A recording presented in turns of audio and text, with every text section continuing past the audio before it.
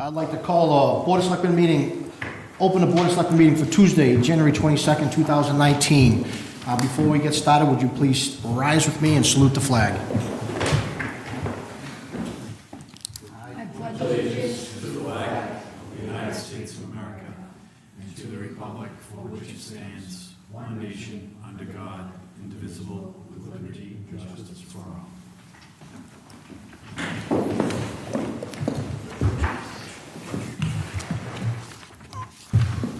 All right, let's jump right into schedule items. So first and foremost, the 6 o'clock schedule time, we have Representative Trom. Representative Trom is not in the audience as of yet. So what we'd like to do is why don't we just jump right down to the town managers, because we also have some, we actually allotted an hour for Representative Trom. So why don't we jump down to the town manager, because we do have a pretty heavy agenda with the budget review. So Mr. Montori, why don't we start at 44 April's Way? Yes. Okay. Thank you, Mr. Chairman. So this is a standard abatement request for land that was donated to the town for a subdivision that was built. It's 44 April's Way. The assessed value of the land that was donated was $5,400. The abatement that's needed is $62.33. Pretty standard stuff. Any questions from the board? What's the pleasure of the board? Do I have a motion? I'd like to make a motion to approve 44 April's Way, Harvest Lane Street acceptance for the abatement amount of $62.33. I have a motion. Do I have a second? I'll second that. All those in favor? Aye. Opposed? Aye. Unanimous. I'd just like to note that Joanne Foley, the chief assessor, is in the audience as well. Next item was sent over by the Director of the Council on Aging. The Senior Center has received a donation in the amount, it's 2 separate checks in the amount of $9,000 from an Anthony Commiscio in memory of his father. And we'd like the board to accept the donation, and it would put in the gift account to be spent by the Senior Center. Very generous indeed. What's the pleasure of the board? Mr. Chairman, I'll offer a motion to accept with gratitude the $9,000 donation offered for purposes of the Council on Aging by Mr. Anthony Commiscio. I have a motion. Do I have a second? Second in discussion. Proceed. Could we also ask, through you, Mr. Chairman, for the town manager to send a thank you letter? This is a very, very generous offer, and I also notice that he is using this as discretionary money, so I'm sure that the senior center will make very good use of that. Absolutely. From us. Absolutely. I have a motion. I have a second. All those in favor? Aye. Aye. Opposed? Unanimous.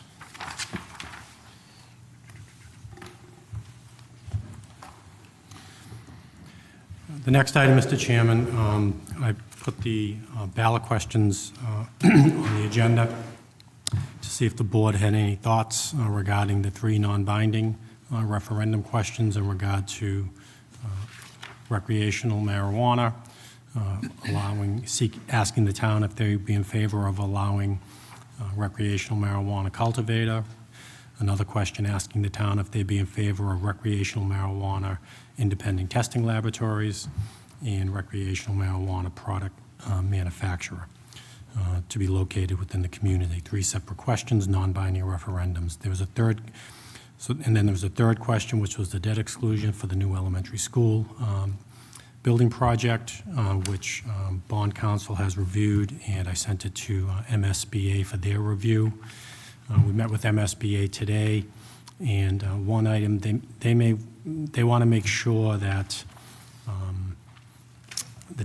if we demolish the 2 existing schools that are going to be replaced, if this project moves forward, MSBA just wants to review whether they should be 2 separate questions or it can be in 1 question.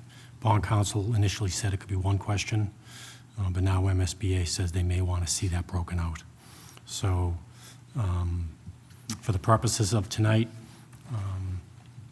we can hold off on all the questions. If you're comfortable with some of the questions, we can move forward, but I just want to hear back from MSBA first.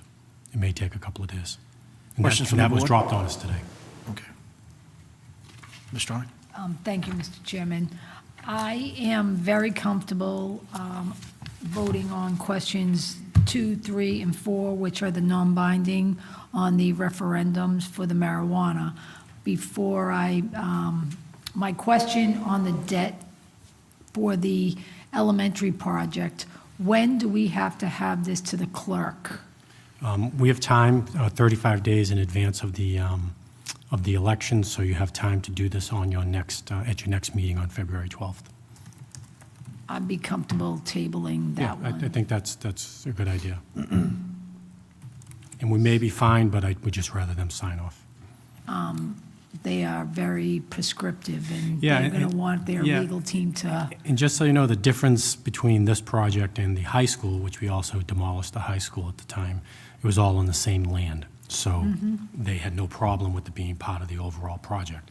This is 3 separate parcels being part of the project, so to speak. and it's also it's 2 properties, not 1, so we're basically rebuilding 1 school Yep, correct. for 2, and I think that impacts it as well. So we met with them today, and their council just wants to just take a look at it. Additional questions from the board? I have a couple. Is this literally how the questions will read, or actually there's going to be more verbiage, or is this literally how they're going to read? These are how they're going to read. Senior town council has reviewed them. I've sent them to town council, and I'm meeting with him tomorrow, so I'd ask the board to just approve them subject to any changes town council would have. But senior town council thought they were fine. Okay. And again, just for clarification, because the question will come up, this is independent of retail sale. Again, this goes back to the vote in the October meeting, where it's cultivation, testing, and product manufacturing. And again, there's no tie-in to medical establishments, correct? Correct. All right, just for awareness. Now, getting back to the point where we're actually going to table it, as far as the cost, they want a potential article for the cost for MSA funding. What's the reason behind that? Like, for instance, would the state actually reimburse us potentially for the demolition? No. If we come to the point of demolition? Yeah, no, they probably would not. So the reason why they want it broken out is because they see it as separate from the actual construction project. So because they're on different land from where this current school is that we're building, they may want it broken out. Now, they may not want it broken out. Our bond counsel was comfortable with the way this was written. I just asked her a couple of clarifying questions today that I have not heard back yet. But I think MSBA, because, and we're also contemplating from a community standpoint of bidding the school as the construction of the school and the field and the demolition of the center school as one project because it's on one parcel, which MSBA is fine with, and then separating out and bidding separately the demolition of the other 2 buildings because we'll probably get a better price if we just have someone demolish them. So that's why MSBA wants to see if a separate question should be added. Okay, thank you. And again, they may not, they just want to double check. Okay. Fair enough. Any other questions from the board? I have one quick question. So the question number 2, for example, when you say this is non-binding referendum vote, so if this is a yes vote, it goes before a town meeting or how does that work? It's just, you can do nothing. It just gives it gives the board an indication of how the residents feel about these issues. Okay. So how you take it from there is up to you. So, If they vote in favor of these 3 items, the bylaw has a sunset clause on them. You can just let the sunset clause run out. If they vote no on all 3 items, you may want to go back to town meeting and remove the sunset clauses, the clause in each of these in the bylaw to ensure that none of these ever take place in the community. It's just something you have to review. thanks for that explanation for the residents. Thanks. Okay, very good. Any other questions from the board? Do I have a motion? Mr. Chairman, I'm going to offer a motion just for simplicity's sake to table all 4 questions until our next meeting. And that will give the town manager line of sight on the debt exclusion question. And if I heard him correctly, senior town council needs to potentially weigh in on the other questions anyway, so. Makes sense. I have a motion. Do I have a second? The table. Second. I have a motion and a second. All's in favor? Aye. Opposed? Unanimous. All right, why don't we, Mr. Montori, put the brakes on the town manager section because we have a special guest. So Representative Trom, would you like to come front and center? Good evening. Sorry, traffic was a little bit tougher than expected. No problem, no problem. So just for the audience and for the residents, so we had Senator Feingold in a few weeks ago, and what basically he kind of talked about was his near-term and long-term legislative priorities for the upcoming year. So what we'd like to do is for you to kind of explain or just give insight to your near-term and long-term legislative priorities. And then what we can do is we collectively as a board kind of put together high-level priorities, if you would, for the community and for the town.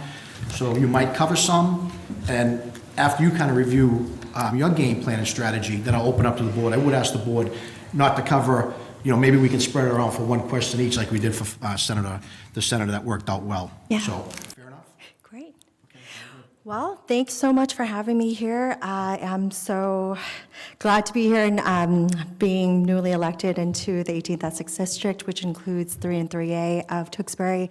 I'm sure you know we got sworn in January 2nd, so this is the 3rd week into the job. The priorities are really what I highlighted during my campaign. I want to make sure that we are working very closely in collaboration and partnership with the town to address issues that matter here. And I know that infrastructure is a big deal, and I can go into a little bit more details about what I've been doing, working with Representative Robertson as well as Senator Feingold in terms of that. But other things that are priorities for us includes school funding, making sure that we are fully funding Chapter 70, but also working to make sure that we're fully funding the circuit breaker. I know that education has been a big priority for all the different towns, and I've spoken with the superintendent here of Tewksbury, and I plan on speaking with the school committee soon as well to see if there are any particular issues that we can partner on. On top of that, we also have the opioid crisis that we need to deal with, and that has come up a lot during the campaign, and I'm hoping to work very closely with the committee, whether I'm on the committee or not. We haven't been assigned committees yet. That won't happen until probably the next month or two, but I'm hoping to work very closely with the Addiction Committee to make sure that we address that issue. But on top of that, I want to address issues relating to seniors and making sure that we are addressing concerns. I know that many of the seniors are concerned about taxes as well as their housing and affordability of health care, which are all priorities of mine. And I want to should I go into the specifics of some of the things and give you progress? Oh, yeah. So I've been working with Representative Robertson as well as Senator Feingold to address the cemetery. So that's going along. We're on track. I'm looking to pay just a nominal fee to get the cemetery transferred over to the town, as well as the Livingston deed. We're looking to close things up and get deed in hand by February 22nd. As well as the police station. We are working with DCAM on this, and it seems as though the commissioner, I think the commissioner is open to paying for some of the costs of improving the lot, and we're working with the commissioner to see what she wants, but it seems as though she's looking for a demonstration of costs, and we're working with them on that. And then in terms of some issues that I know have come up relating to the library, I know that there has been concerns about the waivers. My understanding is that they haven't been on the waiver for the last 2 years, and I hope to to be able to support them during the budget season to make sure that they get the funding that they need so that they no longer would have to, so that they won't have to go back into the waiver. And other issues relating to the state sewer relief. Would love to hear more from you on what your concerns are and how we can address those concerns, as well as additional funding for funding relating to the state hospitals and costs sharing between them and the town. So I'll open up the floor. Again, 3 weeks into the job, whatever I'll try to answer at the best of my ability, and whatever I don't have, I'll get back to you. That's perfect, and you hit a bunch of the bullets that we'll talk about, so, and that's all we did with the senator, just open it up. Yeah. His dialogue, his priorities, and now what I'll do is open it up to the board for questions.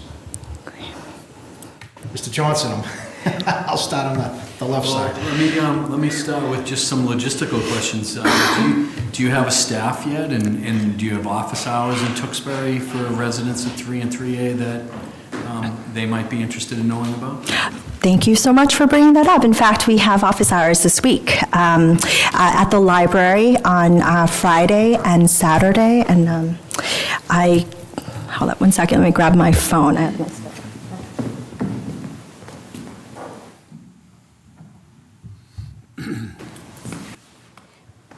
But to answer your first question, yes, I do have staff. I have a legislative aide who works very closely with me at the State House, and we just had filing deadline back this past Friday, and then we have until February 1st to sign on to bills, so we've been busy doing that. But I also have a in-district director who will be with me more in the in-district here, because we're a little bit away from the State House, and also I have 4 towns in this district, so I will try to be at as many places as possible, but the director will be able to help me be in places to be representing me at certain events. Okay, so for Tewksbury office hours, for Friday, I have 12 to 2, and then on Saturday, I have 2:30 to 4:30 at the library and in the trustees' room. And I hope people will show up, and actually I'm opening this up to anyone in Tewksbury if people want to know about what I've been up to, what I'm looking to do, but also if there are particular bills that they want to bring to my attention. I think it's important for people to realize that we get about 5,000 to 6,000 bills filed each year. So I'm slowly but surely going through them, but if there are particular bills that people are interested in, if there are particular bills that you want me to pay attention to, I want to hear that from you. So let me welcome you and thank you for that information. As the chairman suggested, I know there's a number of items that we gave you in advance that are of some concern to us as a board, maybe in a broader way to us as a community. So I'm just going to touch on 2 of them. Okay. And I'll let my colleagues speak to the others. But my focus, and you referenced them both in your comments a few moments ago, relates to the library and the sewer issue of sewer relief. And largely what I'd ask you to do, and I recognize you're not going to do this in the first 3 weeks of the job, but this is a progression, is to ask you to look at those 2 things, and I'll give you a few more details in a moment. Not so much from what's happening here in Tewksbury today, but more from the vantage point of, is there a broader solution that affects the Commonwealth as a whole and communities much like Tewksbury? And I'd like to selfishly think that if we got to that 30,000-foot level, there may be some benefit for the town of Tewksbury directly. Specifically, when we talk about the library, you're correct in saying we don't need a waiver currently, but historically, for a number of years after the economy tanked and we had the Great Recession a few years back, we were forced into that situation. And that has a very direct effect on residents' ability to use our public library system. And there's, in my opinion, an inherent inequity in the way that library funding is managed by the Board of Library Commissioners. And it caused us to have to apply for a waiver because we were in difficult financial straits, and every department in our community made some sacrifices. The library in no way was singled out. Yet, the library was forced to seek a waiver because of the way the waiver structure or the funding maintenance of effort structure is currently in place.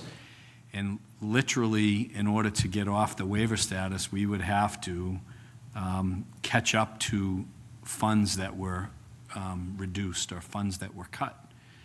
So we're still in that box. We'd have to fund a few $100,000 to make up for lost ground. And that would come at the expense potentially of other important services and areas that the town is committed to. For example, you mentioned opioids. So we are in a position we'd have to be forced to potentially take resources from our public safety departments to catch the library up, or perhaps from our public works department or our school system, which doesn't seem to make sense in the grand scheme of things. So this is more of a big picture discussion. And in my mind, and we talked about this with Senator Feingold, is that there may be some needs for a macro level correction in light of extreme economic distress. Not in the norm. If a town like Tewksbury makes a choice to say, we don't value the library, we want to cut the library, we're not going to cut other departments, we're making that choice consciously. And in that context, I think our feet should be held to the fire. But when the economy goes south like it did, and every community is faced with those drastic decisions, and our town took an approach where we applied those cuts equitably across the board. I think to have a single board in the Commonwealth hold the library hostage, for lack of a better term, whereas other departments don't have that same consequence, that doesn't seem to make sense to me. Thank you. So I'd ask you to consider that and maybe, look into that a little bit, and maybe some research down the road would offer an opportunity to pursue some discussions with your colleagues. The same applies to sewer relief, and I'll just be very, very brief. You may know this, I trust you have heard, but the town invested over $100 million not too long ago in our sewer infrastructure.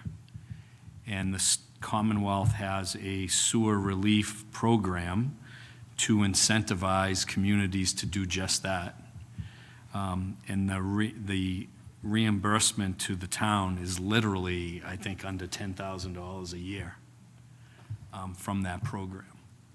So other communities who have not invested in the critical infrastructure in their community are getting equivalent dollars for basic systems that are in place, whereas our community, through the residents, made a choice to put a lot of money on the line to improve the infrastructure that will benefit the community for years to come, benefits the Commonwealth from an environmental perspective.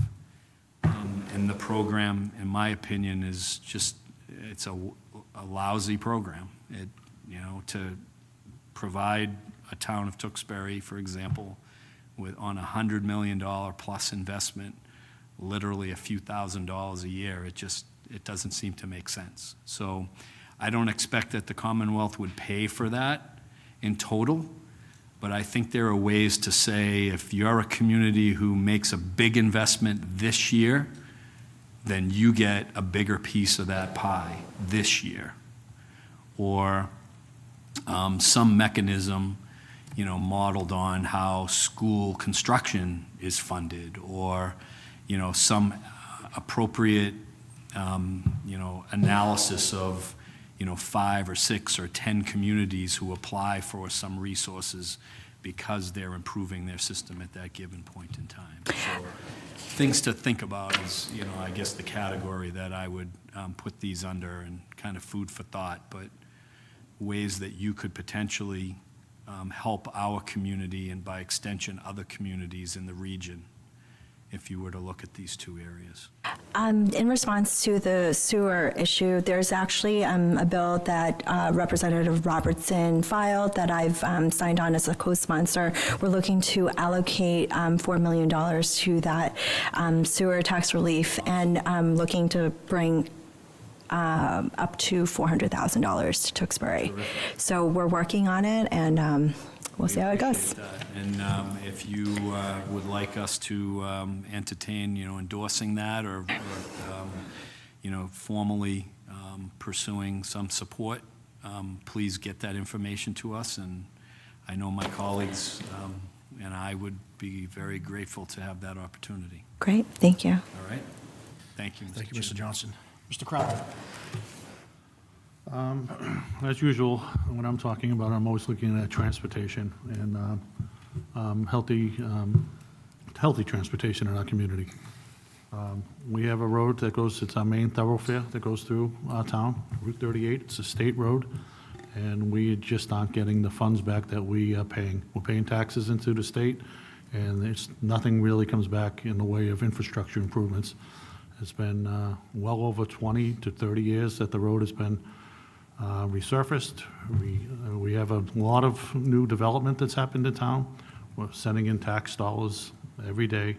We've applied for a Mass Works grant in one area, and it met every criteria that I think you could possibly do. So there were hospitals, and there was school, new development, creating jobs, and we were denied it. We did not get it. And this section of road, the roadway on 38 is falling apart. And we have people that are complaining, traffic backups, you can't get up and down the roadway, it's hurting our economy. We need infrastructure improvements.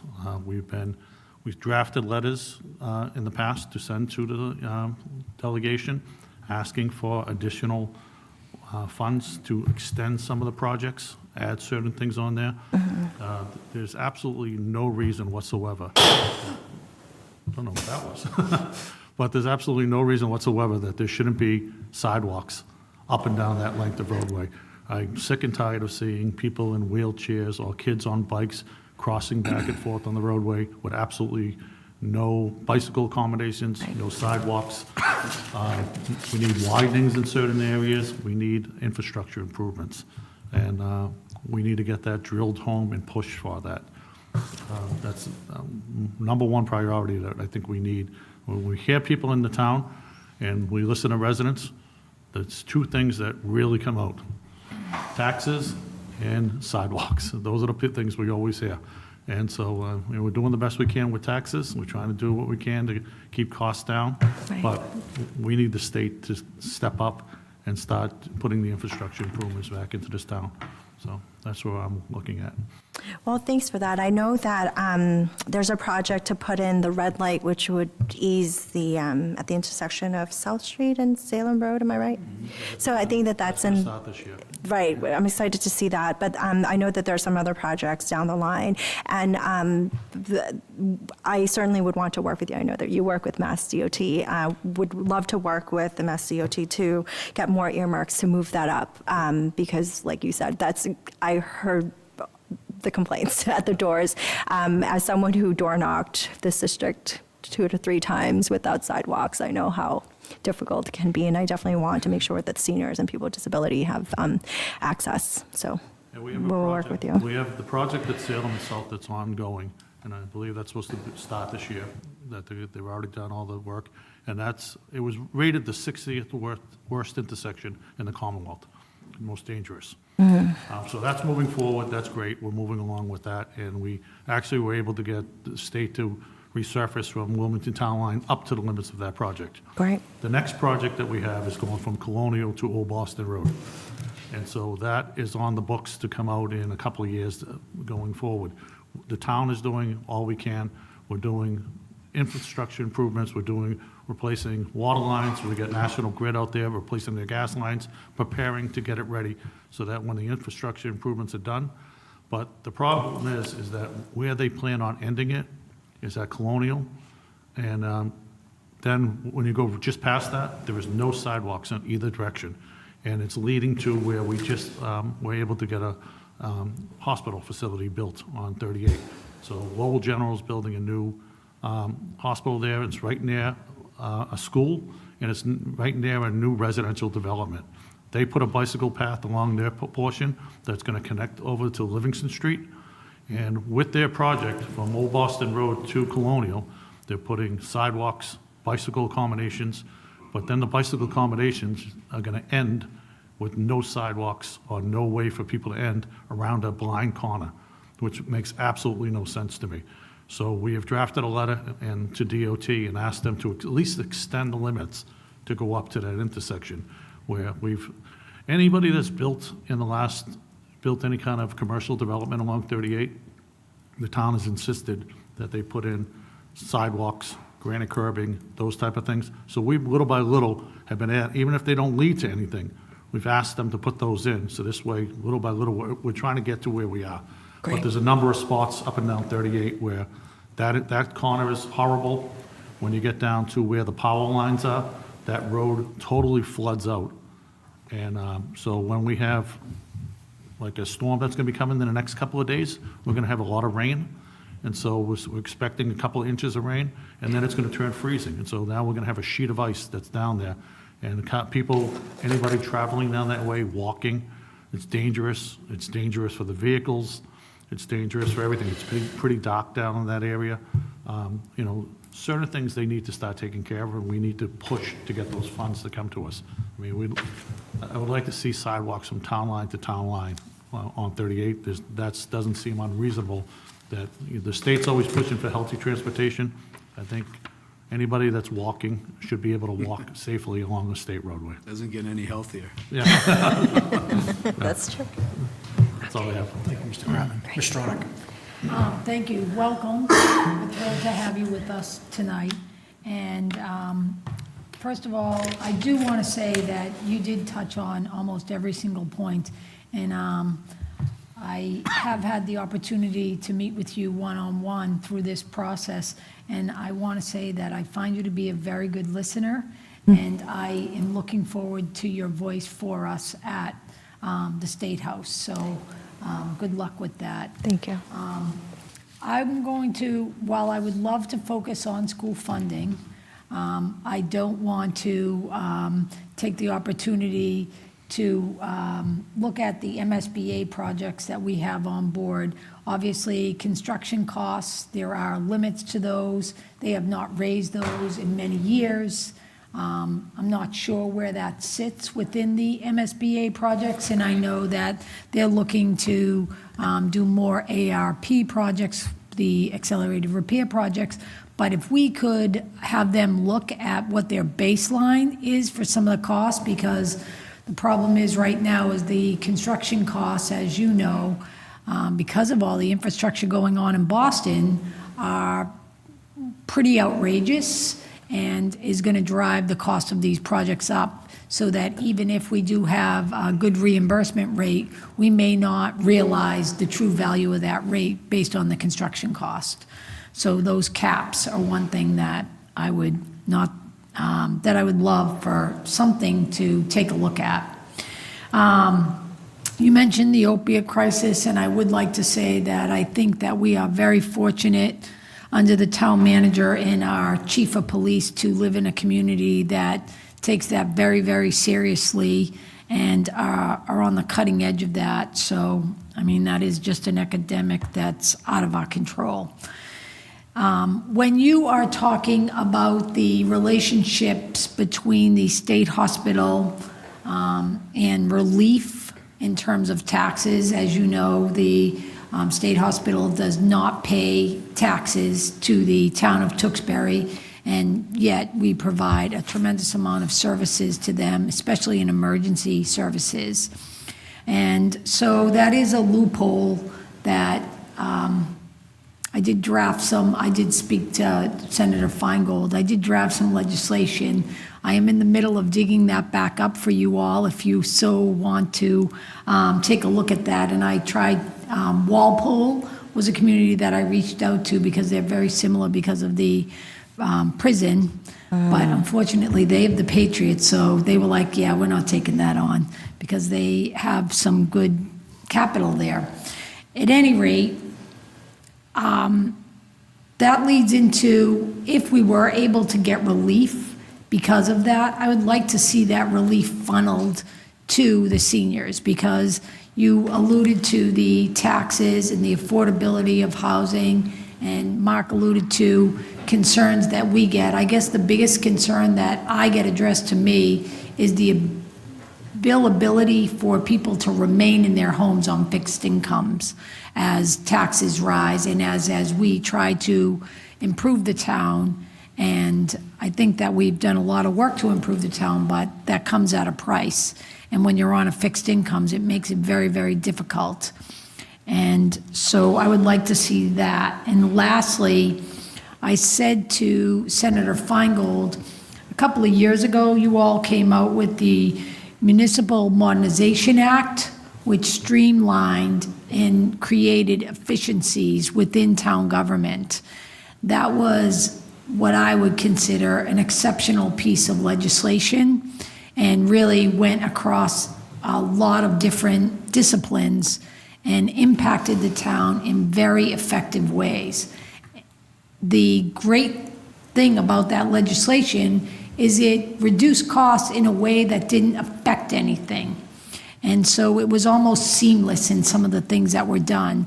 And it streamlined the things that we have to do at this table also. And I believe it streamlined quite a few things at the State House level, which gave you time to work on those 6,000 bills, which maybe we should talk about that another time. But at any rate, if you all could think of some kind of legislation that way that looks at a broader scope, I like to think of the MCAD and the workman's comp as areas that could dramatically improve funds for towns. I think that towns and cities spend a lot of money on those two organizations, and I think that there's a little bit of a lag on the timelines of those things. In terms of their payment In terms to of workers? what cities and towns have to spend, I'll give you an example. If you have an MCAD suit come to you, your town, you obviously have to hire lawyers and things like that. It takes almost 3 years to get through that process from beginning to end. And you're paying for that legal fee throughout that whole process. And I think that if we could find a way to streamline an organization like that, and I realized similar to when the MSBA got formed, right? We had the old school building authority, and somebody said, hold on, let's put a hold on everything there. Let's take a look at what we're doing, and let's try to structure this in a better way. Similar to what Mr. Johnson was saying, more global thinking, but I use that, the Modernization Act as just something, as a tool for something like that. Because I do think that we still have some areas that need to grow in terms of state agencies and how they intersect with the town, and how there are hidden costs with those intersections that could save significant funds. Thank you. Thank you. Perfect, thank you, Mr. Roddick. Mr. Brian Dick. Thanks, Mr. Chair. I guess, thanks for congratulations on your new position. I think you're going to do great. I appreciate you coming tonight to meet with us. I guess I'm just going to try to keep it short, but really just double down on what Mr. Kratman said about Route 38 especially for like small businesses on Route 38.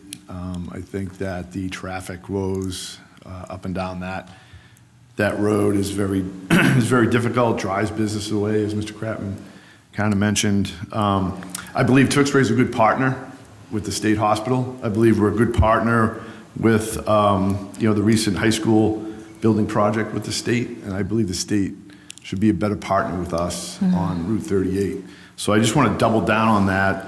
I like the curb appeal thought, granite curbing, sidewalks, middle lane for turning, just intersection reconfiguration. So anything you can do to really help with that, Really, the other piece I just wanted to mention, and you led off with it tonight about school funding, and since we're in the budget season is upon us, and we've been meeting on our budget. We're gonna have a budget presentation tonight about how we're level serviced.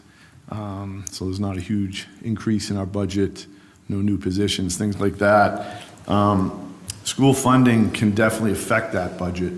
And I know there's been a lot of discussion about the foundation budget and the reconfiguration of that formula. So I guess it could be a concern, depending on how it affects Tewksbury, but I guess I just wanted to see if you had a comment, or maybe we could pick this up at a later time if you need more time to research it. But how would something like do you have any thoughts around the things that are being proposed? What your thoughts are? How can that affect a growing community like Tewksbury? I know a lot of the discussions around low-income communities and getting more funding there. I don't know if it'll affect us in a negative way or a positive way. So I just wanted to kind of get your take on that.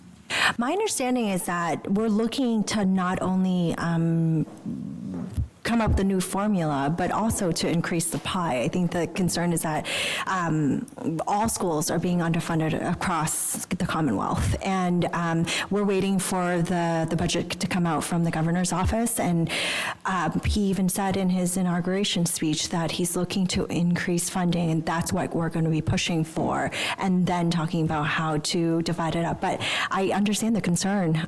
Right now, Tewksbury is being held harmless, and we want it to continue to be that way, or to get more money. And I can assure you that this is something that all of us are very concerned about and want to make sure that our towns don't lose out in the process.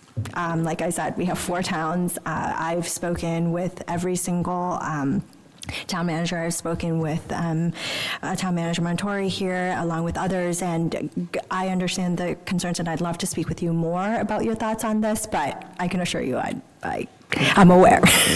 Yeah, I appreciate that. I do think, a few years back, we had a special education crisis in our town that we were able to collaboratively work together at the town level and get through, but with the massive amounts of cost for special education. Right. I know you ran on your platform was education and properly funding communities, so it's very important for this board.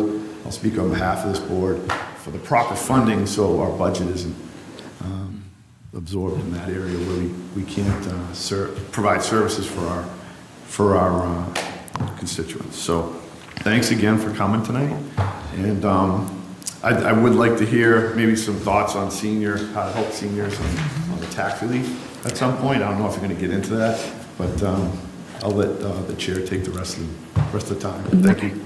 Thank you. Okay, I'll try to be short and sweet. I think we hit upon the state hospital. For me, that's a no-brainer. Growing up down at East Street, that's where the Little League parks are. Every single game, all you do is hear is sirens. I think they pay us $90K per year.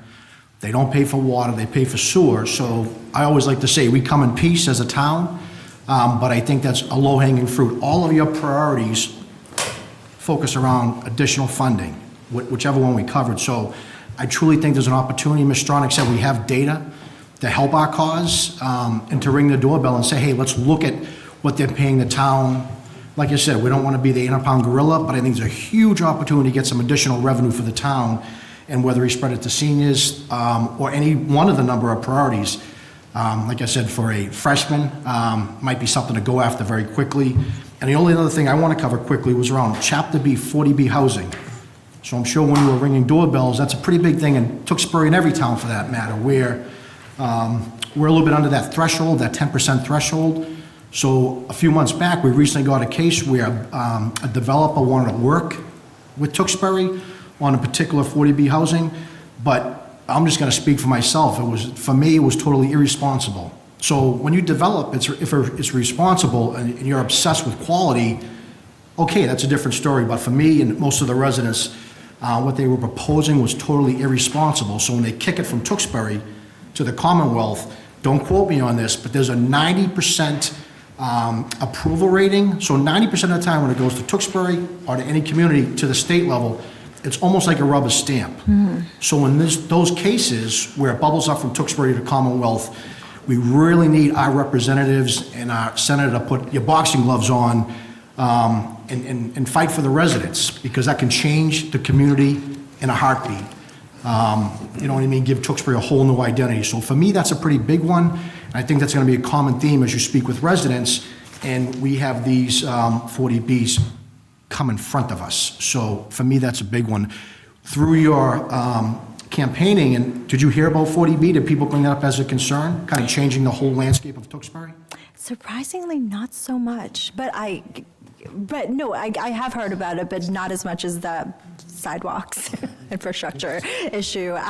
But, you know, I agree with you that this is something that we need to work on, and one of the things that we should be looking into is how to develop maybe a commission or a study of some kind to even see where it would be appropriate to have 40B housing. And I know one of the things we definitely need to work on is Affordable Housing Trust Fund and how that is being handled. And going back to your point of making government more efficient, these are some of the areas that I will look into to see how we can make it more efficient and allow for better feedback from the community when it comes to applying for the permits or approval. We'll certainly let you know once at the state level. Thank you. Awesome.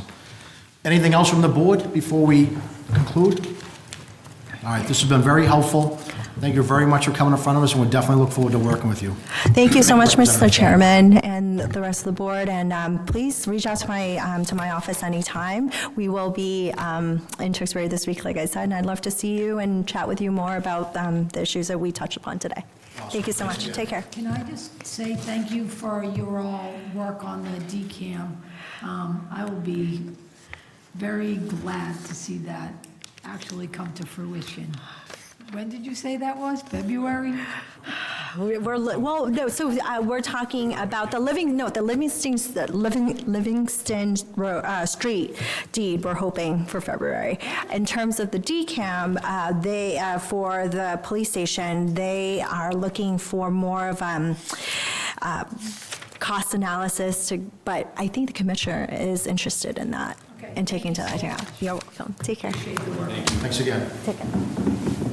All right, let's do a level set here for time check. So we have 6:53, and we do have a scheduled item for 7 o'clock. So, Mr. Montori, what if we bounce back to the town manager? I think we're on rescheduling license verification hearing, Mavericks Restaurant and Lounge, 2212 Main Street. Yes, the last meeting, the board scheduled a hearing on Mavericks to take place tonight, but we needed to provide more notice.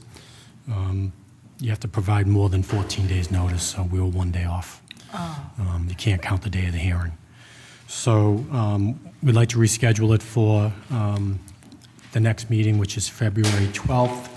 And if you can just leave the time open for me to determine based on what's on the schedule that night. We're just not sure if we have any public hearings that are time slotted already. So if you just reschedule the hearing. And we'll send a letter tomorrow. Yeah, that's Mr. Ronick? February 12th gives us 14 days. Well, we're already good with the posting at this point, right? Yeah, we'll send it out tomorrow. It gives us plenty of time. How did the lawyer ever respond? I know the lawyer put a letter into us, not that we're going to wait and hold our breath, but did the lawyer respond at all to follow up on the letter? I haven't heard anything. Okay. That said, do we have a motion? I'll make a motion to reschedule the license revocation hearing for Mavericks to our next meeting on February 12th, subject to time, depending what the public hearings or what we have. We'll leave that up to the town manager. Second. I have a motion, I have a second. All those in favor? Aye. Opposed? No one opposed, unanimous. Melissa.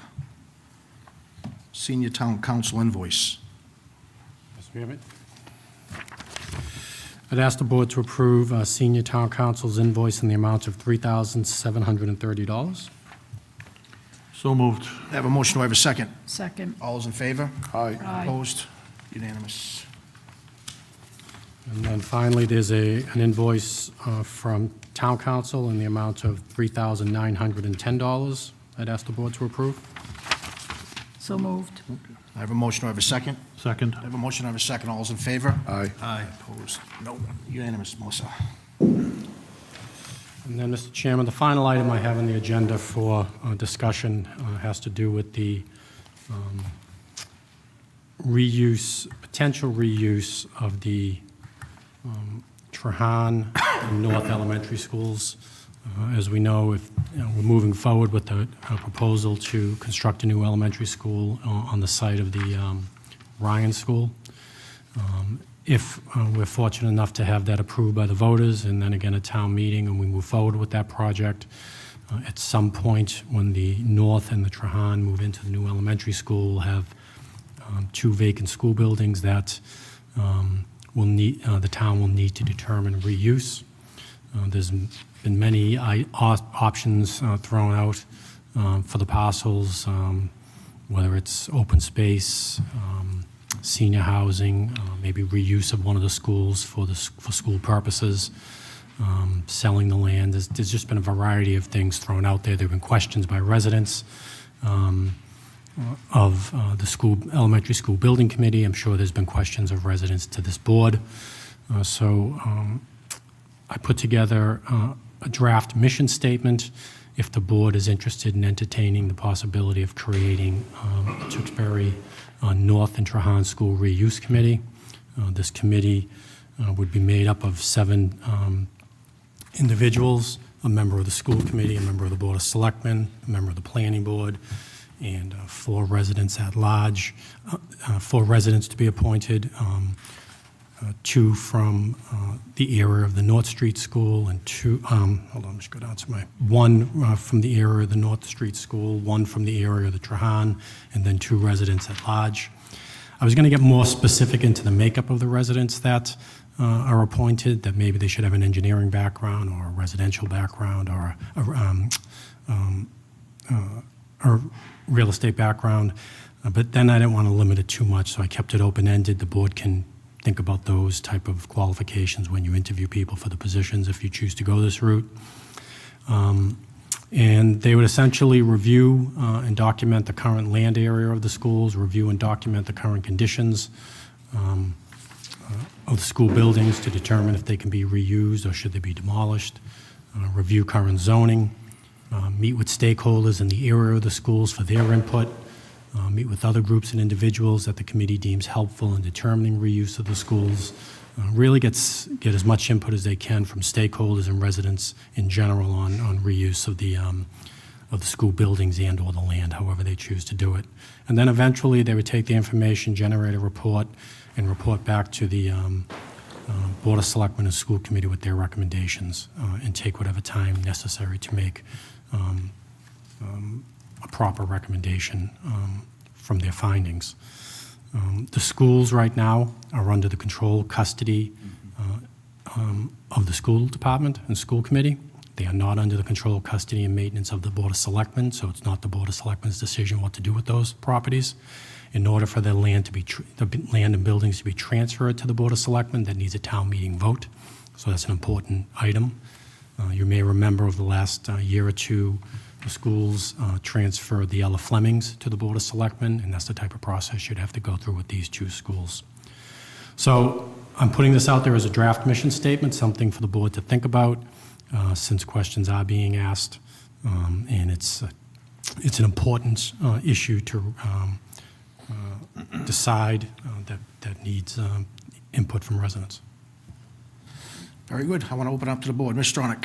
Thank you, Mr. Chairman. I would just like to note that the Elementary School Building Committee was proposed this without the draft, and I want to say thank you very much for putting this draft together. It is very thorough and extremely well put together.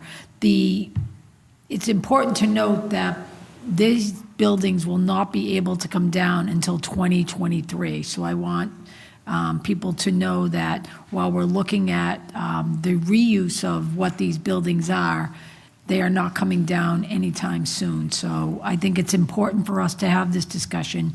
What I wanted to make sure that residents understood was that the Elementary Building Committee meeting discussed the committee reuse because we're getting a lot of questions about that as a part of our project and what's going to be happening to that.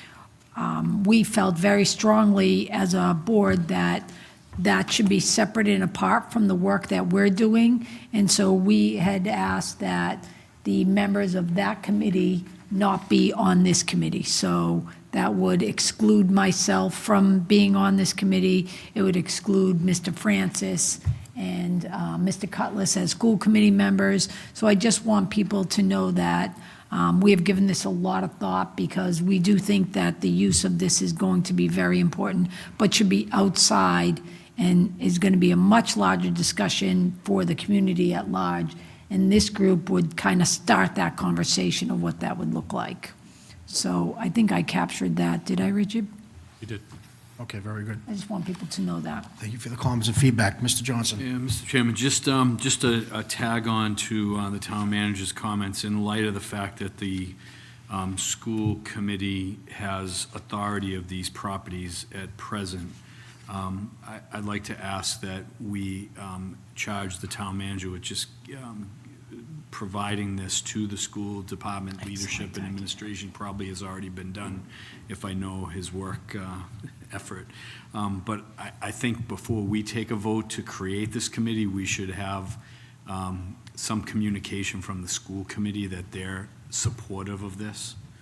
I assume they likely will be, but I think we should make sure that that's the case before we take any action, and I just want to confirm that. Yeah, the mission statement hasn't been sent yet to the school committee. I wanted the board to see it first to make sure there were not going to be any changes. The chairman of the elementary school building committee reviewed it and thought it looked good. There are two school committee members on the elementary school building committee that supported creating a committee, although they haven't seen the mission statement yet. So I can forward this along for their comments. Okay, fair enough. Good, great point, Mr. Johnson. Mr. Gravin? Yes, so well, going to the public meetings so far that I've heard about this elementary school committee, I've been listening to the residents, and they're very loud and clear. They want to know what's going on with this. So once we do send this to the school committee, I think we should get some information, get their input on the mission statement. But the residents want to know what's happening with this. A lot of residents have, put their voices out there. If there's a way to generate revenue to offset some of the taxes of selling some of these properties, and if it is determined that the schools no longer need them and they turn them over to the town, we should have like a plan of if we can offset some of the cost. That's what they're looking for. I've heard it at the public meetings, I've heard it out in public, I've heard it everywhere I've gone. It's getting up there with taxes and sidewalks. But with that said, I also think we should have a common sense plan. The last thing I would like to do is sell off this parcel and then create another nightmare of if we put something out there and we sell it off and somebody puts a major development out there on the town land, and now the residents are complaining about we caused the traffic nightmare out there. So we have to take that into consideration. I know there is a big need for senior housing out there. I know there is a lot of other groups that have gone out and converted schools into senior housing. I'd like to look into that to see if there's something like that could be done. I know that's not been turned over to us, but that's something I would like to see if we could possibly do to help with senior population. Mr. Montori, would you happen to know what the wait list and where we're at with senior housing at this time? The wait list for the state waiting list for senior housing right now is 4 local veterans, 10 non-local veterans, 42 local residents, and 153 non-residents for senior housing. So And then there's a federal waiting list of 21 local residents and 52 non-residents.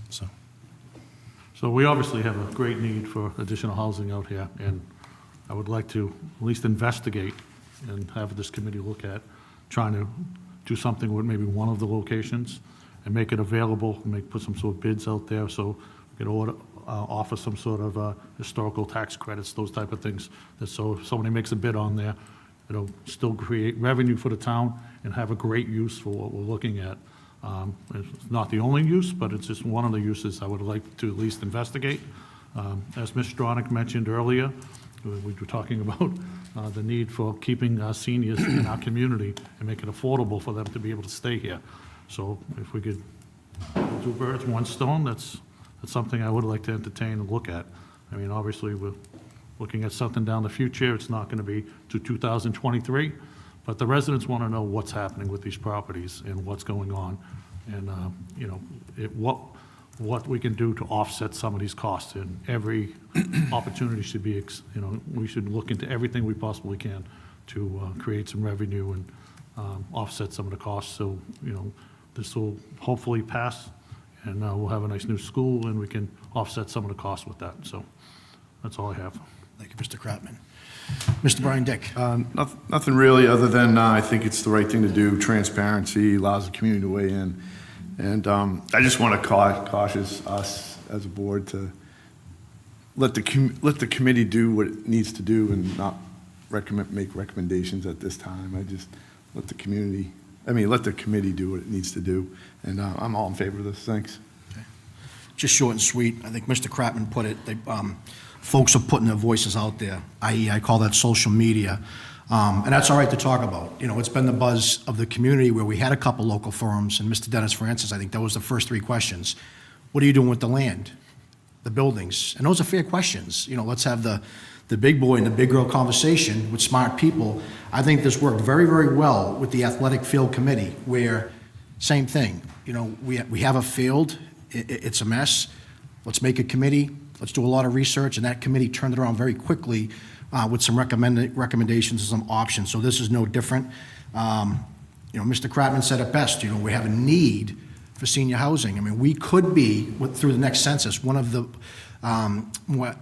senior communities within the Merrimack Valley or within the state. So there is a need, a growing need, and we might have some opportunities. And a lot of folks mentioned about open space on the North Street, picnics and what have you. Again, and selling it.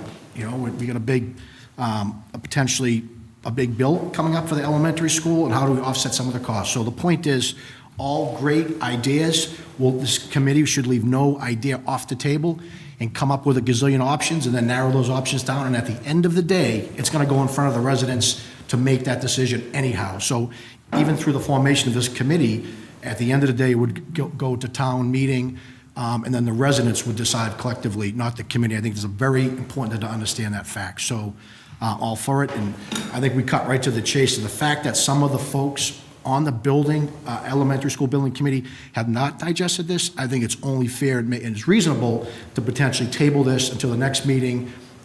We have, what's the saying? There's a lot of runway. We have a lot of runway here, so I think it makes no sense to take action, and that's my 2 cents. So I will pause there. Any additional questions or concerns from the board? Do I have a motion? I'll make a motion, Mr. Chair, to table this for the next meeting. I have a motion to table. Do I have a second? I'll second that. I have a motion to second. Any discussion? All those in favor? Aye. I opposed. Unanimous. Thank you, Mr. Montori, for putting this together. All right, this is going to bring us right up to 7:08, so we're a little bit behind. What we're going to do is jump to the schedule items, and we have McDavid Trucks Class License 1 transfer. Do we have any representatives from McDavid Trucks? Would I ask for please come to the center stage and name and address, please? This is a public hearing. Oh, this is a public hearing. Do I have a motion to waive the public reading? Make a motion to waive the public reading. I'll second that. I have a motion to second. All those in favor? Aye. Unanimous. Okay, now we can proceed.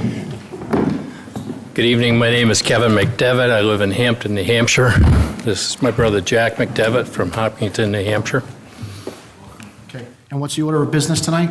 Well, we'd like to transfer the Class 1 license that we've operated at 939 East Street to the Ballard Truck Group.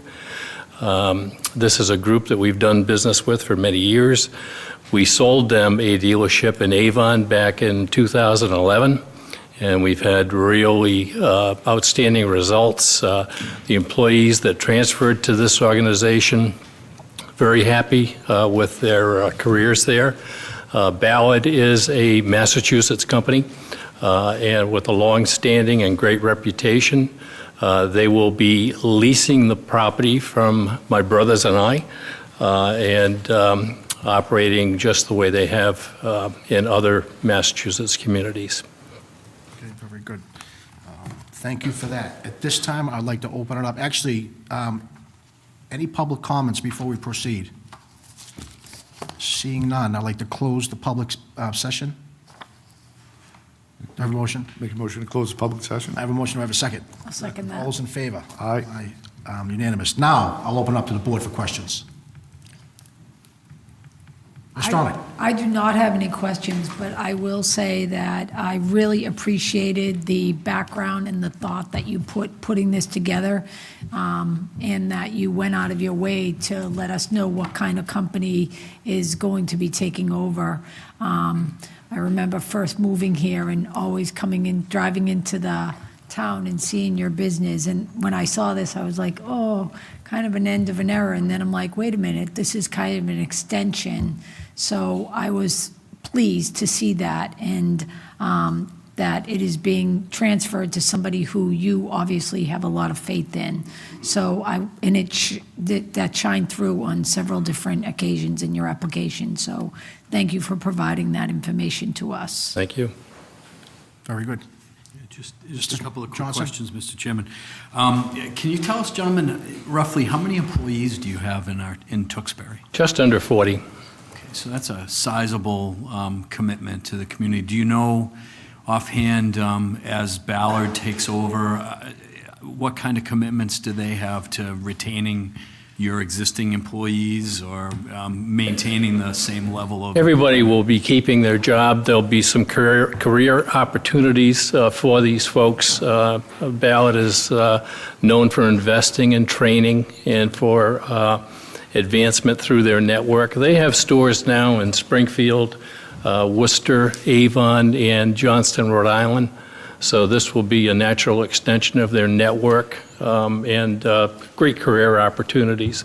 The benefit packages that they provide are very similar to the benefits that we have provided over the years.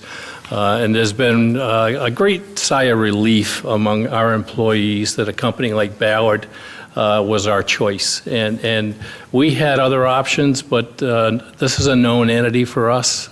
These employees are like family. We've been here for decades now, and it's an emotional parting, but you can see the gray hair on Jack and no hair on me, and it's time for us to pass the mantle, if you will. Is Ballard, I know you mentioned that you have a lease with them. Are they committed to being in Tewksbury for the long haul? Oh, absolutely. It's a 10-year lease with options to renew and right of first refusal if we decide to sell the property. Great.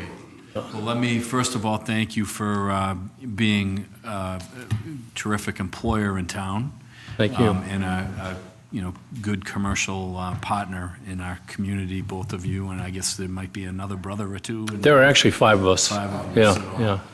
So, I will express for the community our gratitude for your contributions along the way, and I wish you both, all of you, all 5 of you, well.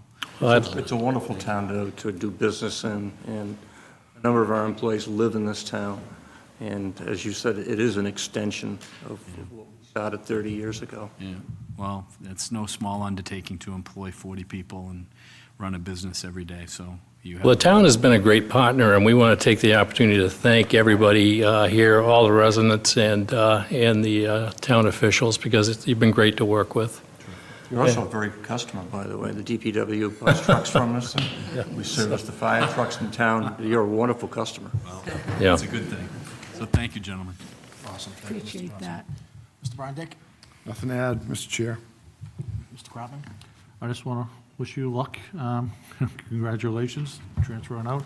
30 years is very impressive, doing business in the community, hiring locals. I love that, and the fact that the employees get to have job opportunities, promotions, opportunities, that's wonderful, and I hope that the whole family gets to enjoy some time to yourself, so thank you very much. Thank you. Yeah. Very good. I'll just add, since you're leasing, you still love Tewksbury, which is a good thing. So you're not going too far, just transferring the license. So I have nothing further to add, but good luck, and thank you very much, as the board already stated. So thank you, gentlemen. Thank you. Actually, at this time, I'd like to take a motion. So I'll offer a motion, Mr. Chairman, to approve the request to transfer the Class 1 license. I have a motion. Do I have a second? I'll second it. I have a motion and a second. All those in favor? Aye. Aye. Opposed? Unanimous, Mr. Thanks again, gentlemen. Thank you very much. you. Thank you. Good luck. A little bit behind schedule. Next order of business, National Grid Verizon poll petition, 82 Pleasant Street. Do I have a representative? Mr. Chair, I'd like to make a motion to waive the public hearing. I have a motion to waive. I have a motion to waive the public hearing. I have a second. All those in favor? Aye. Opposed? Unanimous, Melissa? Okay, please name and please describe this business of work. Good evening, David Boucher, Senior Designer at National Grid, 1101 Turnpike Street in North Andover. This petition that I have, that starts, the number is 2498 All right, well, 1612. There's two of them. Yeah, so why don't we, do you have the one for the 82 Pleasant Street? I have Pleasant, and I also have Woburn Street. All right, cool, let's shoot for 82 Pleasant Street. Yes, that's the first one that I have. Okay, very good. That's the one I'd like to speak on first. We have an existing pole, 9-84. The customer at number 82 Pleasant Street is requesting us to move it 12 feet away from Summer Street and towards Main Street. Once the new pole is set, as shown in the diagram that we've provided, we'll also, the telephone company will remove it once they've got their wires off. So, once again, it's at request of the customer on this one, and pretty cut and dry, just relocating it. So. Okay, very good. Any questions from the board regarding 82 Pleasant Street? I just want to be clear. Did I actually hear you say that you were actually going to remove the pole this time? Telephone company removes the pole. Okay, the telephone company? If they're on it, they will remove it. If it's only us, we'll remove it. Okay. That's the rule, and right now, Yep, I it's understand. a jointly owned pole, so.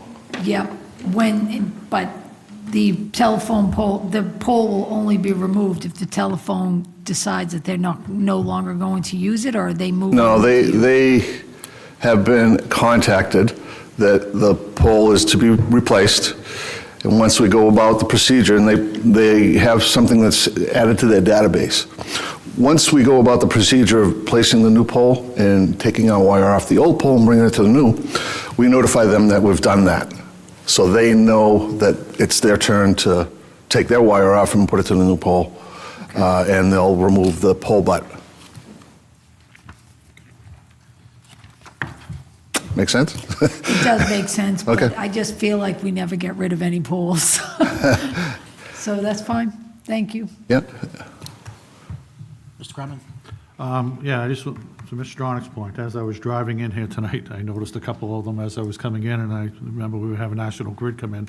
So we have a pole that's a double pole at the corner of, up by the Knights of Columbus, where there's, it's at the intersection of Hill and Main Street, and it's been a double pole there for some time, with the blocks underneath the other pole, and they're strapped together. And that's kind of a sight distance issue where there's a lot of kids that come through that area, and they ride their bikes going over the Maselli Bridge as they're going through there. And see them come down there all the time, riding in that area. And then we got another pole that concerns me every time I drive by it. We have another pole at the corner of Livingston Street and Main Street, and it's right in front of Angelina's Restaurant. I don't know what is going on with it, but it seems like there's an awful lot of wires on it, and the thing looks like it's gonna fall over at any time. And it doesn't seem like this, they go out, seems like they go and add a couple of guide wires to it, but it's just still not doing the thing, and I'm always waiting for some storm where that thing's gonna go down the parking lot. It Yeah, concerns well, me. we don't want it to come down then. We want it to come down in the due process of the way we usually do things. Bear with me, I'll explain the process with this to you. Once we get off the pole, I don't know about these two particular poles, but once we're off the telephone company, it's their job to remove the pole butt at the double pole. And cable TV is moved over. We have a representative at National Grid. I'm not sure if you've worked with our business liaison. Talk to that person. She or he can help you out with find out where those particular poles are in the process. I would bring that to their attention. I'll relay the message right now. What you told me, you said Hill and Main Street. Hill and Main Street. and- Hill, right, H-I-L-L? H-I-L-L and Main Street, right in front of the Knights of Columbus, and there's another one that's at, I mean, I'm sure there's a couple more, but these are the two I just happened to drive by on the Yeah. way in. And there's another one at Livingston Street and Main Street, and that thing looks like it could go over at any time. It just seems like Okay. there's a lot of wires on that thing. It seems like it's overburdened. I don't know if they need to put some other type of pole out there. But, Right, that's a possibility. Every time I'm out there, it seems like the wires are really sloping off that pole all the time, to the point that you can almost touch them as you're walking by. Tewksbury is Sue Griffin. Yeah, we've dealt with them in the past. and we've She talked- can, I've dealt with Sue and with other towns. They're really very good at working with the town council and members so that you can get, if you can get involved as much as you want and find out how many polls or double polls in the town. She can look that up for you and kind of give you that information. So that if you'll find out, like, half of them we haven't moved over yet. Half of them, telephone company hasn't transferred their equipment, and they're not able because Comcast or the cable TV company hasn't moved yet. So she could probably give you a better idea of what's the overall look in Tewksbury. I can take I'll let her know about these two particular ones that you're worried about right now, though, for you. Just through the town manager, Mr. Montori, can we just take that as an action item to let's capture all the double polls, that we will put the pen to the paper, and follow up with our representative. I didn't catch her name, but I know. Yeah. She's terrific. Sounds like Yeah. a no-brainer, but to Mr. Kratman's point, sounds like. Just a little more communication and There's be- no closed loop, you know what I mean? Because there's an associated cost, we have to remove the poll, and it just looks, you know what I mean? It just looks terrible. Oh, yeah. Two poles sitting there. I get it, yeah. All right, cool, so we'll take an action item, and that's independent of what we're talking about here. Yeah, So, yep. So back to 82 Pleasant. Good, Mr. Kratman? Yep, no, I just want, my point is, when someone's looking to get permission to do something, it's usually the best time to ask them to do something. Very cool. Any other questions from the board? Nope, this is at a resident's request, so I would support approving the 82 Pleasant Street for the pool I have a motion to approve, do I have a second? petition. I have a motion and I have a second. All those in favor? Aye. Unanimous, Melissa, thank you. All right, next. Chair. Actually, I would like to, thank you. I'd like to waive the public reading. I have a motion to waive the public hearing, reading. Do I have a second? I'll second. I have a motion and a second. All those in favor? Aye. Aye, unanimous. Next. David Boucher again for National Grid. This one is on Woburn Street. Once again, a customer requested us to relocate a pole approximately 31 feet this time, away from the neighboring property even. What this would enable them to do is build a driveway there. I guess it's under development, and that's where they want the driveway, where the pole exists right now. And not unlike the previous petition I just spoke about, once everything's moved over to the new pole, all the utilities, then the telephone company will remove the old pole. It's at the lot line. Okay, very good. Before I open up to the board, is there anyone, any public comments? Seeing none, do I have a motion to close the public hearing? So moved, Mr. Chairman. Motion, do I have a second? Second. All those in favor? Aye. Unanimous. Questions, comments from the board? I have none. Seeing none, what is the pleasure of the board? I'll offer a motion, Mr. Chairman, to approve their request for the pole location at 395 Woburn Street. I have a motion, do I have a second? Second. All those in favor? Aye. Aye, unanimous. Thank you very much. Thank you. I follow up on the action item, Mr. Montori. Thank you. Okay.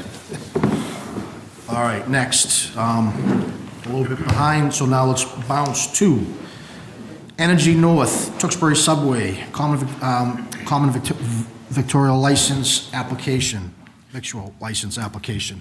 And I don't believe this is a public hearing, so we can jump right in. Just name and address for the record. Good evening, Mr. Chairman and Board. My name is Joseph Green from Londonderry, New Hampshire. I'm the Operations Director of Energy North Incorporated. And we're seeking a common vic license for our new Tewksbury Subway. This is simply a change of ownership. Any questions? I'm going to open up to the board.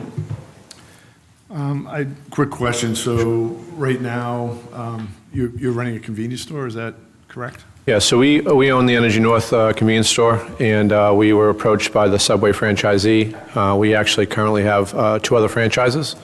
So he approached us saying that, hey, I want to get out of the business, and this would have meant that Subway would have had to go out of business. So what we did was we took over this franchise, and with your permission, we will be taking over the business. That's all I have, Mr. Chair. And, Mr. Kratman, Mr. Ryan? I have no questions. I'd just like to note for the record that the building department and the health department both signed off on this application, and I'd also like to thank you for your patience, because I've seen you waiting here for quite some time. Problem. It's very interesting. I'm a town councilman in Londonderry, so I just went through this last night in my own budget. So, I blame Mr. Kratman, but I will say, I'll take it. I will say, so that was speaking about social media, there were rumors in this town that Subway was going to close. And my kids, it's one of my favorites. So basically what you're doing, in a nutshell, is you're swooping in, they were going to sell the business, we'll get out of Tewksbury, and you have, correct me if I'm wrong, do you own and manage Richdale in the corner there? it's a convenience store. It's Energy North. It's the mobile. It's it's the inside of the convenience store as well. We have a Dunkin' Donuts, and we're going to be taking over the Subway if you allow. Okay, so like our previous business owners, you love Tewksbury and you just expanded kind of your footprint in Tewksbury through Subway, so it's like a win-win, where they were wanting to sell, get out, and you kind of swooped in, and here we are today, correct? Absolutely. Thank you. That's Yes. awesome, very good. How many employees? Mr. Johnson's question. Yeah, I actually, when you asked the question, I said, let me make sure that I have all the data ready for it. We have 5 employees in the Subway, and we have 8 employees in the Energy North convenience store. Very good, outstanding. Keeping them employed, it's good. We would have had to close it down, and those folks would have been unemployed, so. And they're all obviously residents, so they're all a neighbor, and they also live and breathe in the same partnership in Tewksbury, so. Tremendous, awesome. That said, what is the pleasure of the board? I'll offer a motion, Mr. Chairman, to approve the the common victual application as presented. I have a motion, do I have a second? Second. I have a motion, a second, all those in favor? Aye. Aye, it passes unanimous, thank you very much. Thank you so much. Awesome. Have a great evening. Good Thank you. luck. All right, second time, we're a little bit behind schedule. That brings us to the fun part for scheduled items. If you don't mind, we'd like to do, can I jump to residents, because it is getting a little bit late? Yeah. So at this point, let's skip the manage this town fiscal year 2020 budget view. Do we have any residents that would like to grab the microphone? Perfect. Seeing none, Mr. Montori, the floor is yours for the town manager fiscal 2020 budget presentation. Thank you, Mr. Chairman. This is the annual presentation of the budget that starts July 1, 2019. It's the FY 2020 budget. It's hard to believe we are in FY 2020 with a budget. So I have a fair amount of slides in this presentation, and that's being passed out. The board has a copy.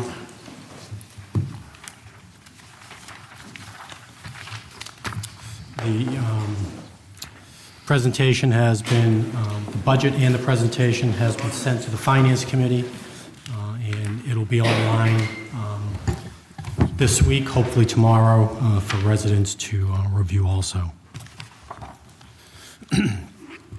So what we'll discuss tonight is a brief review of the budget process itself.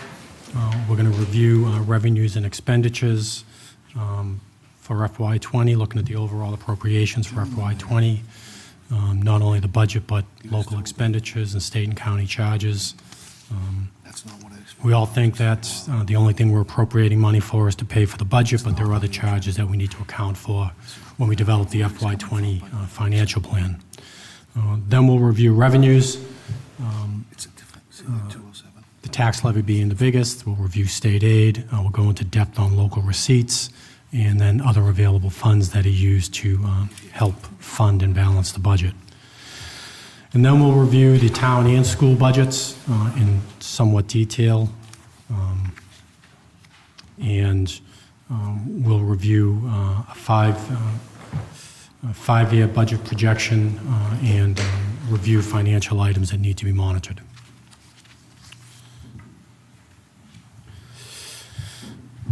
Starting out, the budget process in the town started around November 19th of 2018. That's when the budget message went out from me to department heads, calling for budgets to be developed by department heads as level service budgets, which means whatever funding is needed to provide the same service that they currently provide to residents and to the town, to present budgets with funding to do so, and department heads did that. Budgets were due December 5th. The guidelines also mentioned adjusting salaries and contractual obligations within their budgets. And each department was to provide to me 3 priorities that they would like to see funded beyond level service budgeting. The budget was reviewed between December 6th and 13th. I developed the budget after meeting with department heads between December 13th and December 28th, having follow-up discussions with department heads, meeting with the finance director to go over revenue projections and budget items. And that brings us to tonight with the final budget to present to the Board of Selectmen. Tomorrow night will be the first meeting of the Finance Committee to review budgets with department heads. The departments will kick off tomorrow night, going every Wednesday night. After that, to meet with other department heads. Tomorrow night, they'll be meeting with the finance departments, the town clerk, the library, to mention a few. The only nights they'll take off during the budget process will be most likely during the school vacation weeks, and then they'll have their final public hearing on April 24th, on which they'll have a hearing on all the warrant articles as well as the FY20 budget. And as we all know, the budget process, even though I just outlined it starting November 19th and ending somewhere around April 24th during the public hearing, and then beginning for approval at May town meeting, annual town meeting, the budget process truly goes throughout the whole year. We never take off any time in dealing with the budget. Once May town meeting is finished and the budget's approved, departments are always looking at their the next fiscal year budget to see if adjustments need to be made. Once we get certified free cash and once we get funding, realize what the funding is for local receipts and state aid, we circle back on the budget, look at unfunded priorities that were not taken care of in during the budget process, and we come back to town meeting in September to address those. So the budget process does, most of it takes place now. It'll be finished in May, but there is definitely and always will be a time in the summer and then the fall to adjust the budget based on items that weren't funded. So we're going to start by reviewing the revenues and expenditures for FY20.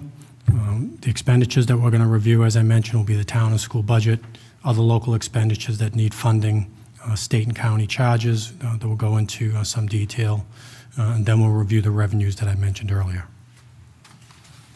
So beginning with expenditures, the first slide, this gives you an idea of the first set of expenditures that we'll seek an appropriation for.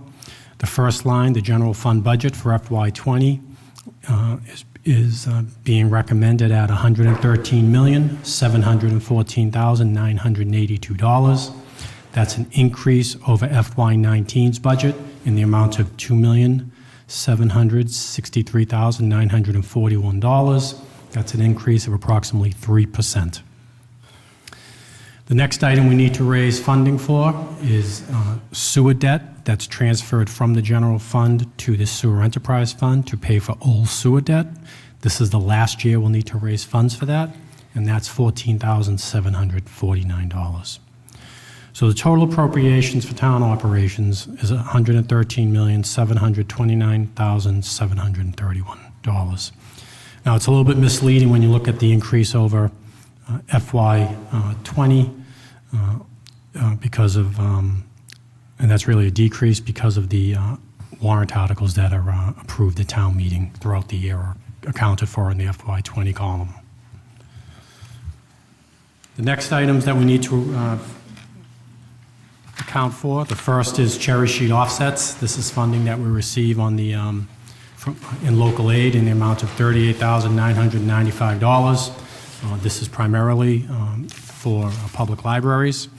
We need to raise the funds, and then the state reimburses us those funds. Other local expenditures that need to be accounted for, $650,000 for the overlay reserve, which is for abatements and exemptions that the assessors provide to residents, and any other abatements that's questions for any property taxes in town. That's $650,000. And then we need to appropriate $346,630 for paying back the school teacher deferral that the town took advantage of a few years back. The teacher deferral runs through 2023. We still receive a benefit that I'll show further down in other available funds. The net gain between what we appropriate and what we gain for revenue and other available funds is a net of $86,675. State and county charges are a big portion of items that we need to fund each year. As you can see from this list, the largest portion of state and county charges is our charter school assessment that we pay for students from Tewksbury who go to charter schools throughout the area. I projected a 10% increase in our state and county charges over our FY19 state and county charges. We've been averaging close to 10%, anywhere from 6 to 8%. So I projected a 10% increase in FY20. Just to go back, so the total uses of funding when you add up the budget, state and county charges, other expenditures, and the Cherishing Offsets, we need to raise and appropriate $116,691,568. And the way we're going to pay for those appropriations that I just went through will be the revenues I'll discuss. The first is the property tax levy, which is the biggest portion of our revenue stream. This is revenue the community raises through real and personal property taxes, normally referred to as just a levy. We're restricted on how much we can raise on the property tax levy by Proposition 2.5. The maximum levy can be given a 2.5% increase over the previous year's levy limit in a given year. In order to go above that 2.5% increase, voters need to approve an override to allow towns to do that. We're also allowed within this, within Proposition 2.5, to add new growth to the previous year's levy. New growth is revenue generated through new construction, renovations, and other increases in property tax base during the calendar year that we're allowed to add. For example, new growth for FY20 will be based on new construction, et cetera, that occurred between January and December of 2018. So what's ever on the books as of January 2019 will go towards new growth for FY20. It's important to note that new growth is not a change in valuation because of normal market forces or a reval that the assessors do every few years.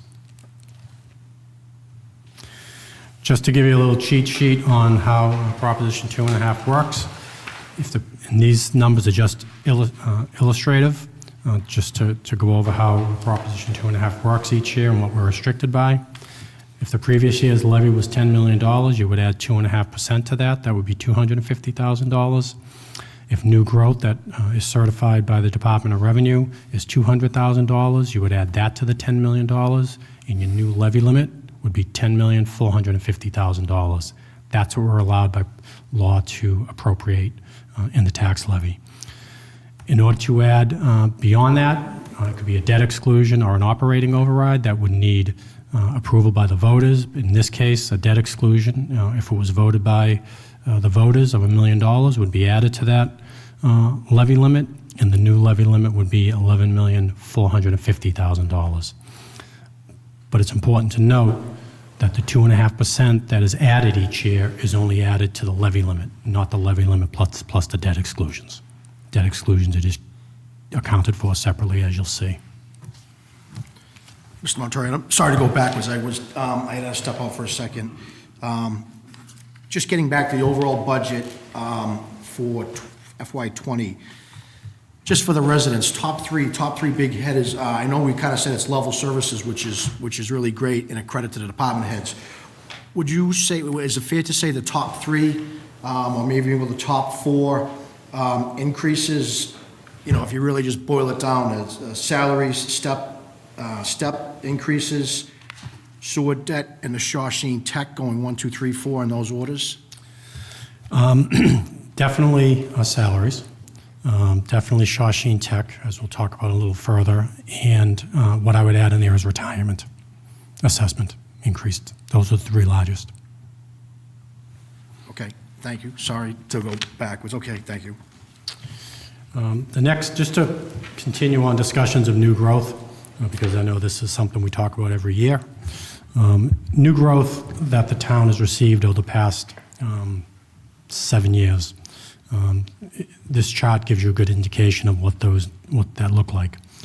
So FY13 and 14, they were pretty consistent, 867,000 and 827,000. And then we started to see an increase in development, mostly on the residential side. You saw Bella Woods starting somewhere in the 2015 and 16 timeframe, 17, 18, and 19, the completion of Bella Woods, the development of the new apartment complexes, all added to the residential development. So that's important to note. So now that those are done, you're going to probably start seeing us go back to the more normal growth that we saw in 13, 14, and probably 15. The big part of growth that we saw in those years had to do with personal property. And as you can see, personal property really skyrocketed as the years went on. And it's important to note that a good portion of the personal property had to do with utilities. And the assessors really have no control in knowing or predicting or even generating the figures for utility new growth. That's determined by the Department of Revenue. And we usually don't know that till well after the budget process is complete and the figures are given to us. National Grid has done a fair amount of work in the community over the past few years, building a new substation, making major improvements to its infrastructure. And when we looked at the projection for new growth going into FY20, we decided collectively, the finance director, the chief assessor, and myself, to maintain it at a projection of $800,000 because we weren't seeing the growth that we saw in the past from the utilities as well as from the residential development. So we hopefully will see more than $800,000, but I don't think you'll see the $2.1 million or the $2.4 million in growth that we've seen in the past. So it was important to present that chart. So the property tax levy for FY20, when you take the previous year's levy of $78.4 million and add 2.5% to it, that's the $1,960,424.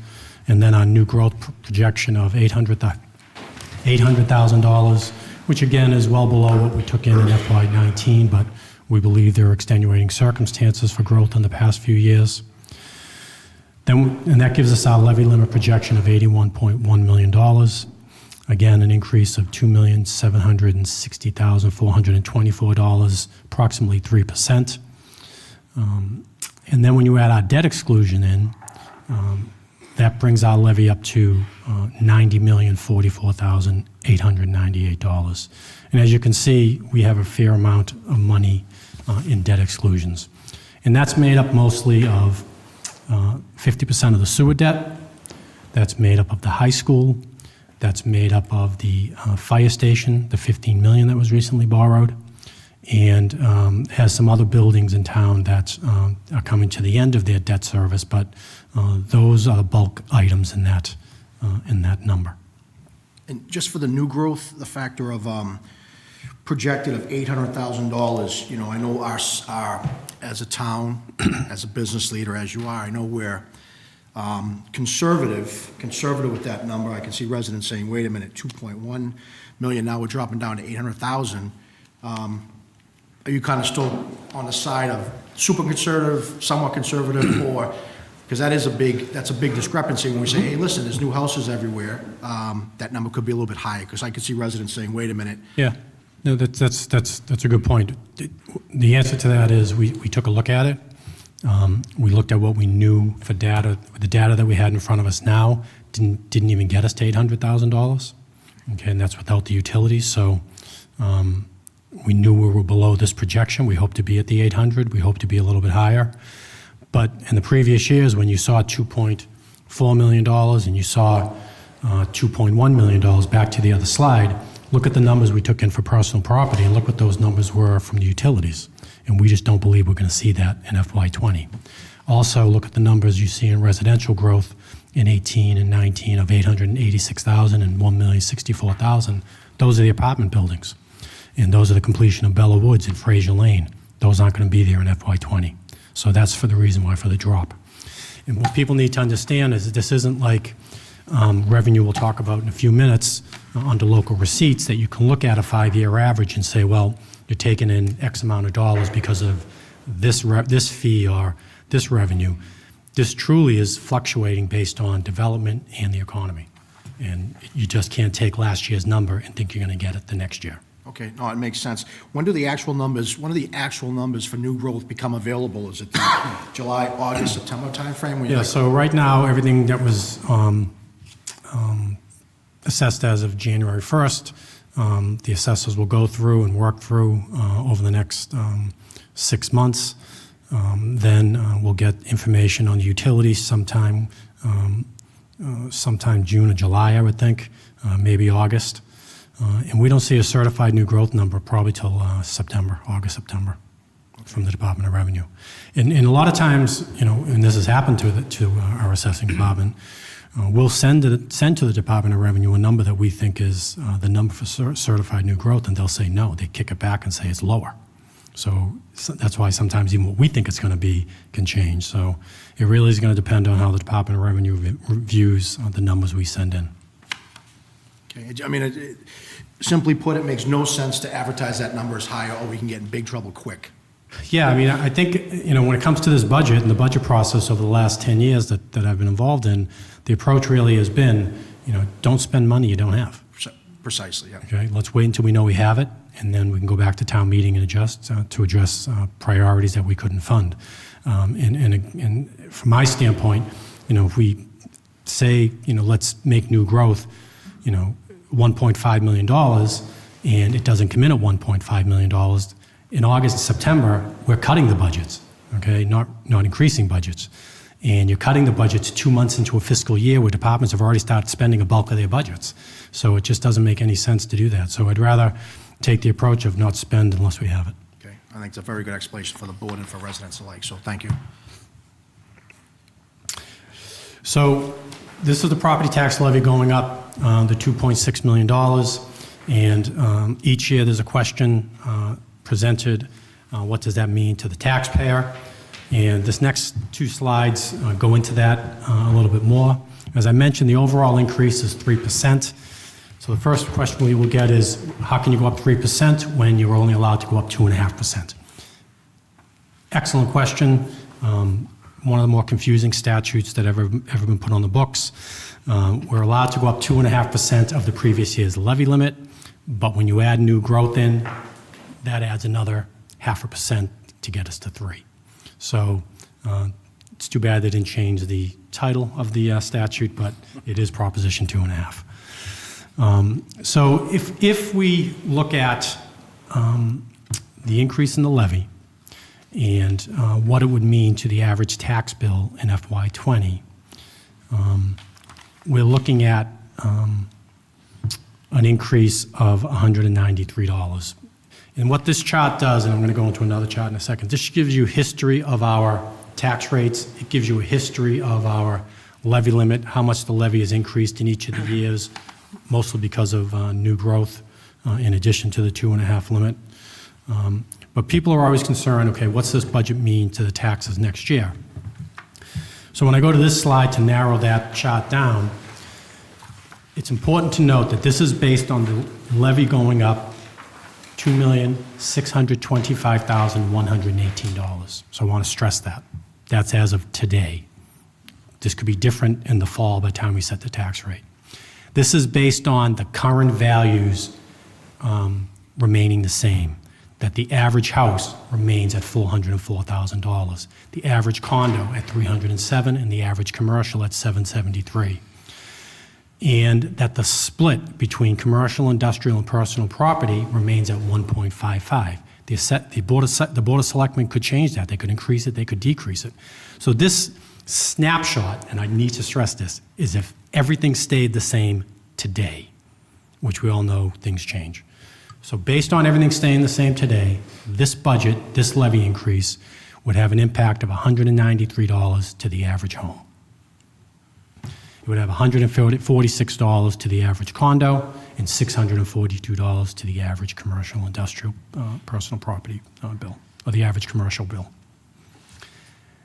So I know when tax bills go out next year, someone's going to pull this slide up and say, you said $193, and it could go up $225 or $250 because values change, splits change, we could add to the levy.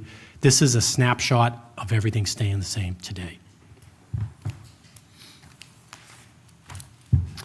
The bulk of that is salaries, sewer, and Cherishing. What about the fire station?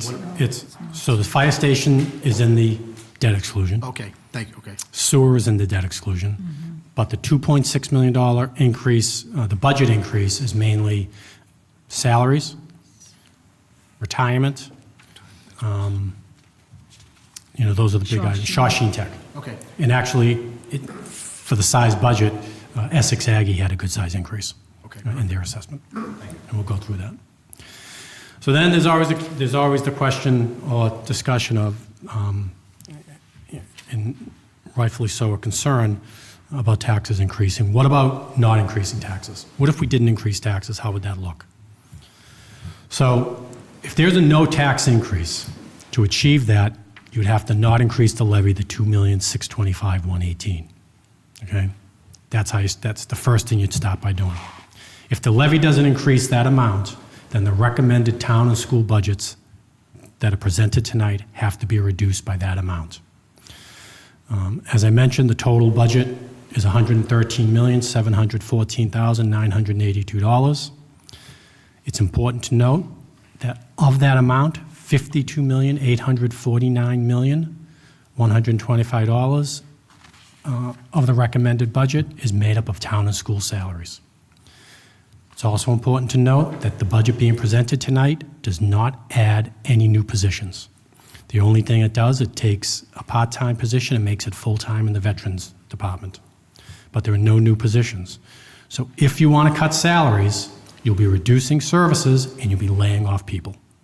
Okay, that's important to note. So my guess is we won't be touching salaries to reduce $2.6 million. So when you move on from that, the remaining budget to contemplate reducing, if you don't want taxes to go up, totals $60,865,857. That's made up of the town and school operating budgets, capital outlay, and unclassified budgets. And of that amount, I'm going to give you a list of $54.4 million that really should not be cut or could not be cut. And when you take that $54.4 million away from the $60 million I just mentioned, you're left with $6.3 million of funds that you could cut $2.6 million from, if you chose to. But I will tell you, if you do, or if the town does, that reduction will impact education, it will impact public safety, it will impact services that our residents are used to, whether it's from Public Works or the library or the senior center. It will impact services. $54 million that I mentioned that should not be cut, the 54.4, are the following items. Not going to cut the snow and ice budget, it's already underfunded at $256 million. Solid waste, I mean, you could cut it. We wouldn't have trash pickup and wouldn't have a disposal of trash. You'd either have to charge a fee for it or have residents contract on their own. We've already cut streetlights in the past, so there's not many more to cut, and we're in a conversion of our streetlights to LED or to an LED retrofit program, so that can't be cut. We're under contract for a financial software with Munis of $159,000, and it runs our entire integrated software, so that can't be reduced. We're not going to cut veterans' benefits at $381,680. We have debt of $355,000 that we're obligated to pay. We have $246,000 in a capital outlay line item for public safety for our cruisers. I don't think we're going to want to reduce the vehicles that the police department uses. Town and school utilities total $1.9 million. Even if we reduce staff and make some cuts, you still need to operate the buildings. Town and school debt totals $8.9 million for exempt debt. That's all an obligation we need to pay. We have $8 million in retirement assessments that we need to pay for the town and school that we're committed to paying each year. Our group health insurance for town and school is $12.6 million. If we reduce staff, then maybe that could probably be reduced. We have a Medicare tax we're bound to pay based on payroll of $755,000. We have property and liability insurance for all our buildings and our public officials and our vehicles totaling $629,000 for town and school. That's something that can't be cut. We're obligated to pay the Shawsheen assessment for $6.6 million, the Essex Aggie assessment of $129,000. School build in the schools. These items can't be cut. We're already have problems in these areas of school building maintenance for $910,000. Special ed, we're obligated to pay of $2.1 million. Technology contracts that are in place of $699,000.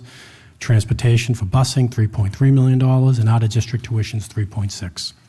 So this gives you a flavor of the items that, we're looking at.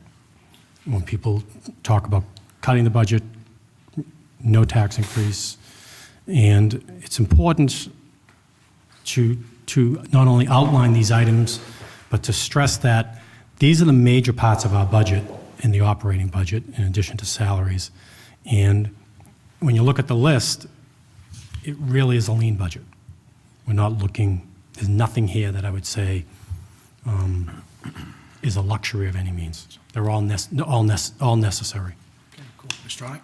And I would just, first of all, I appreciate this kind of new approach to the budget presentation and brings a little new light to the presentation itself, so I want to thank you for that.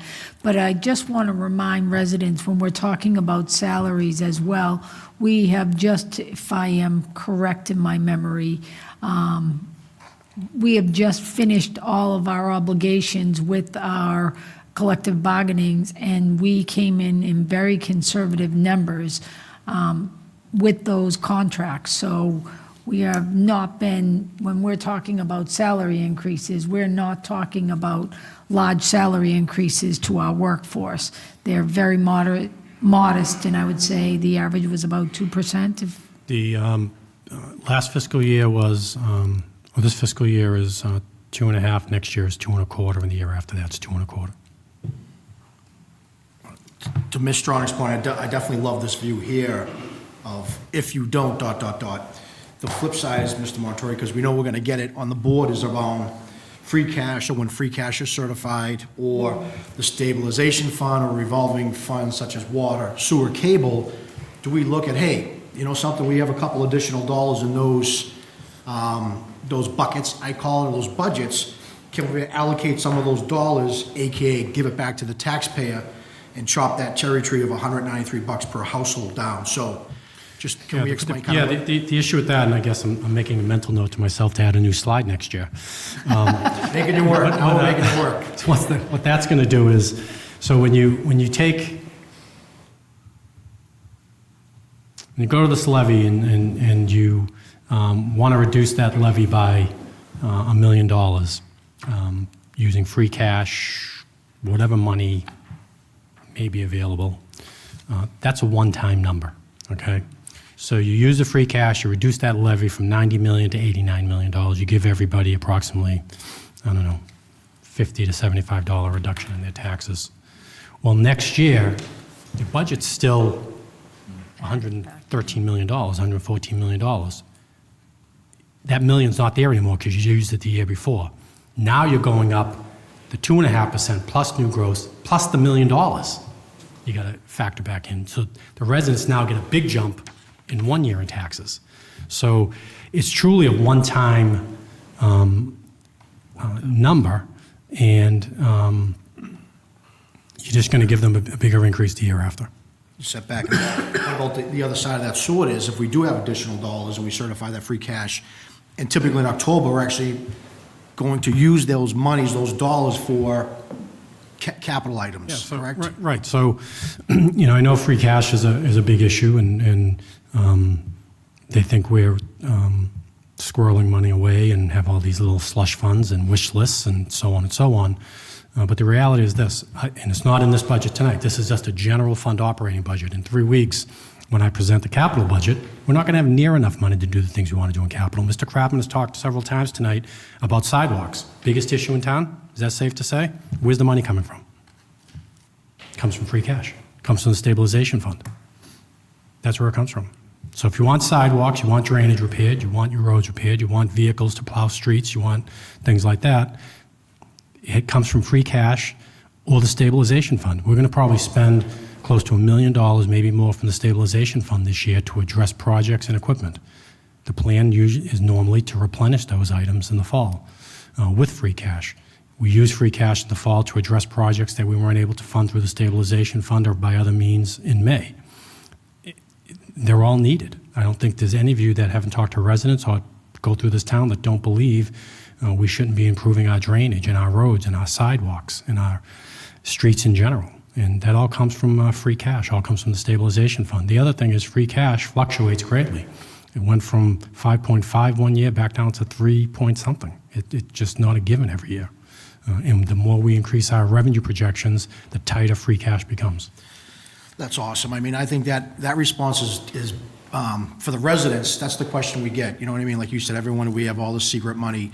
And just to take a snapshot, we do fall in hard times. Just look at history. In the last 10 years, this town, this community was not in this position, with a balanced budget and reallocating some of that free cash or certified cash. I always say that's an oxymoron. Nothing's free cash. But that's a great explanation, I think, for the residents, so thank you. And that's a great point, Mr. Chairman. I didn't even touch upon what if we have another downturn in the economy. We need a quote-unquote rainy day fund to go to help us. So, the things that, and I want to stress, the department heads did a terrific job with their budgets this year. The school department did a terrific job with their budget this year. And these are all items that maintain service that the residents are accustomed to and that the residents want. And one step further, the cherry on top, we haven't even discussed bond rating. So all these best practices and all these policies, that could actually help us with the bond rating. And just like when you remortgage your house, if you have good credit, guess what? Your interest rate goes down. So we're actually saving dollars based on this budget here, correct? Correct. And they're all, the bond, increasing the bond rating, which we'll talk about a little bit further on, is a goal that every community has, because if you improve your bond rating, that means you're abiding by the best financial practices that there are. That means you're operating your community properly and you're being good stewards of the town's finances. It also helps with interest rates when you want to borrow. It's a goal, but we don't look at every budget in every warrant article keeping in mind the bond rating.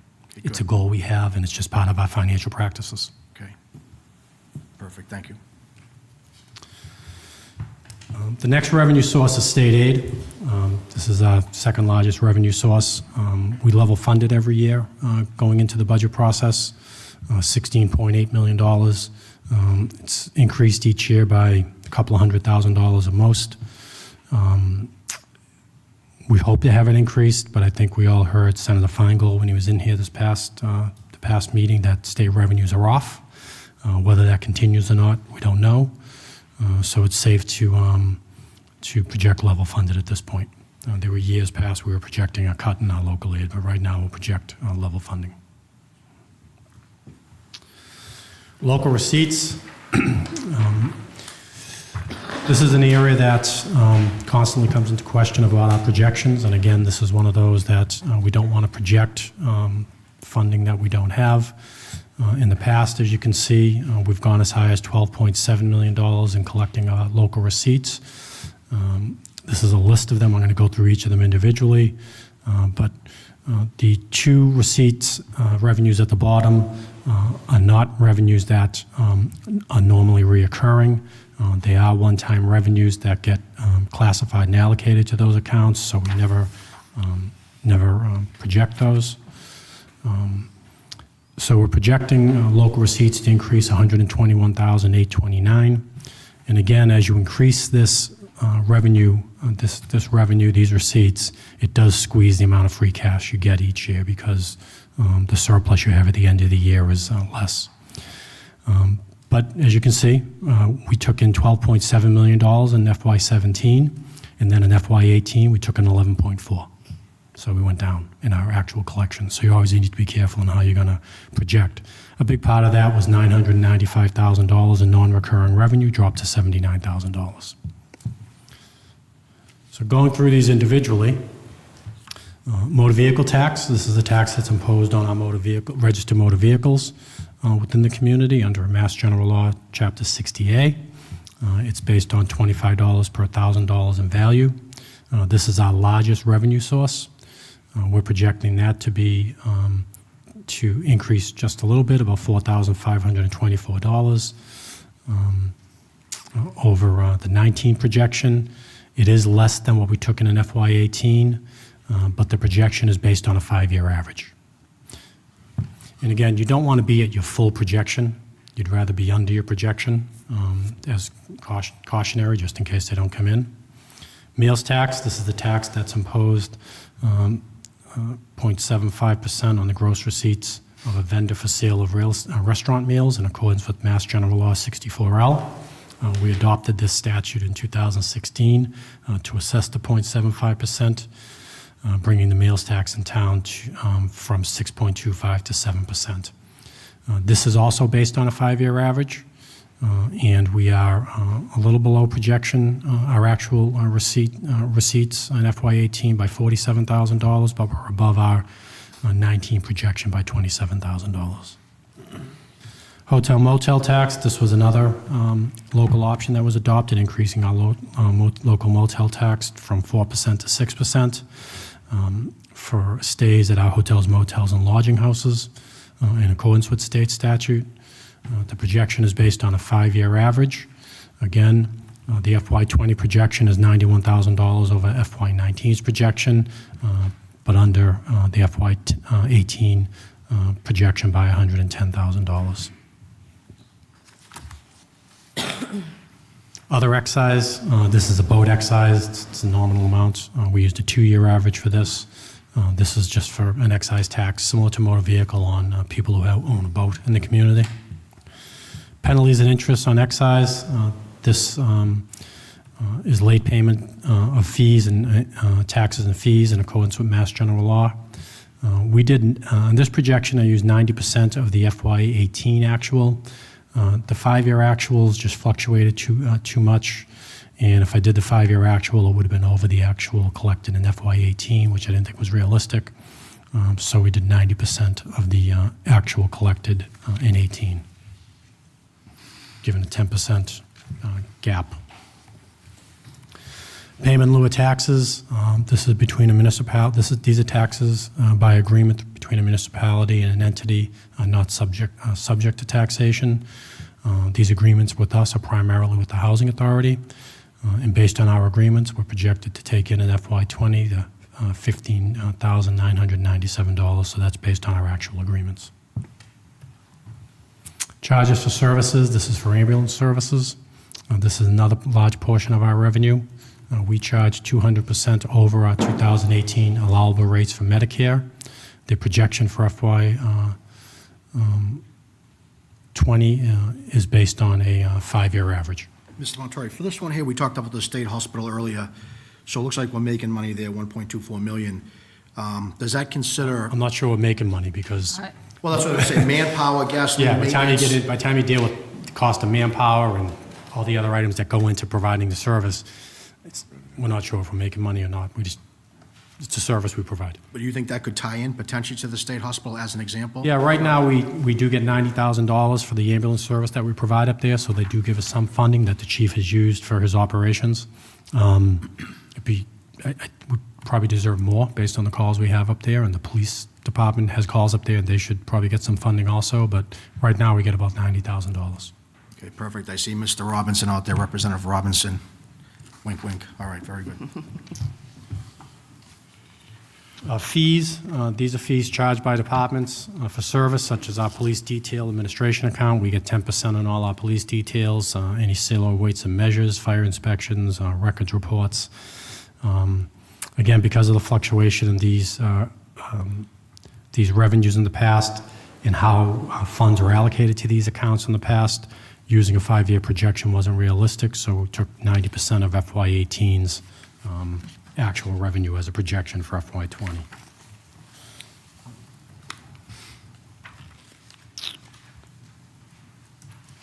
On the next page, rentals. These are the leases we have for our cell towers.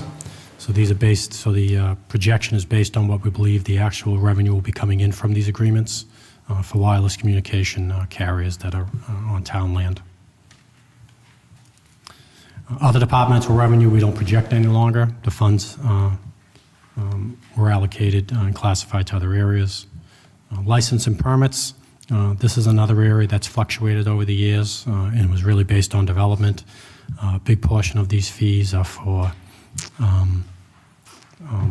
building, electric, plumbing, and gas permits. And as you can see in FY16 and 17, we had large building permit fees, mostly due from the developments we talked about earlier. So doing a 5-year projection really wasn't realistic because we know those revenues were a bubble, so to speak. So we took 90% of the FY18 actuals for a revenue projection. Fines and forfeitures, again, as you can see, the fluctuation in previous years in these fees. We use 90% of the FY18 actual as a revenue. The 5-year projection would have probably put us over, definitely would have put us over the FY18 actual collected. And it's important to know when you make these projections under local receipts, if you are over the projections, the Department of Revenue wants a detailed explanation of why you went over why you went over your actuals, and you have to have a good reason to do that. So that's why you try not to go over them. Interest earnings. We use the FY14 through 17 average, 4 years lowest as an average for this revenue projection because in FY18, as you can see, the actual collected was $279,000 in interest earnings. That's misleading because we borrowed the $15 million for the fire station. And as we spend that down or that's spent, that will not be available to gain interest any longer.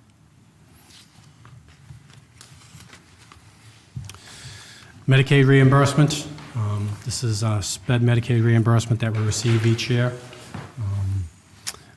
This projection, this is for Medicaid services to eligible Mass Health enrolled children that we're reimbursed for. We looked at this for a long time, and we didn't want to do a 5-year average or a 4-year average or a 3-year average because being a Medicaid reimbursement and not being something we can count on year in and year out, we did take a more conservative approach in just increasing it 20% over our lowest year. And that's why it's at $83,100. And you can see in the previous years the fluctuation in this account. And because we're not guaranteed each year that's going to be funded, we took a pretty conservative approach. Ms. Stronach. I'm just curious, who actually does the work for those Medicaid reimbursements? Because it is... It's the school department. Okay, thank you. Cumbersome.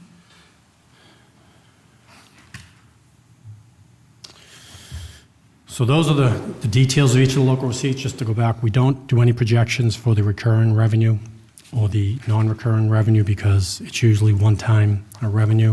Under the non-recurring revenue, the big portion of that each year was a Medicare subsidy that we no longer receive. And they also, in previous years, municipal liens were counted in there that shouldn't have been. Those have been reallocated. And then non-recurring revenue, these are items such as a FEMA reimbursement, a MEMA reimbursement for snowstorms, Medicaid reimbursements that are different than the SPED Medicaid reimbursements. So they're truly, these two are truly one-time revenues that we don't project. I have a question, Mr. Chair. Mr. Brian Dick.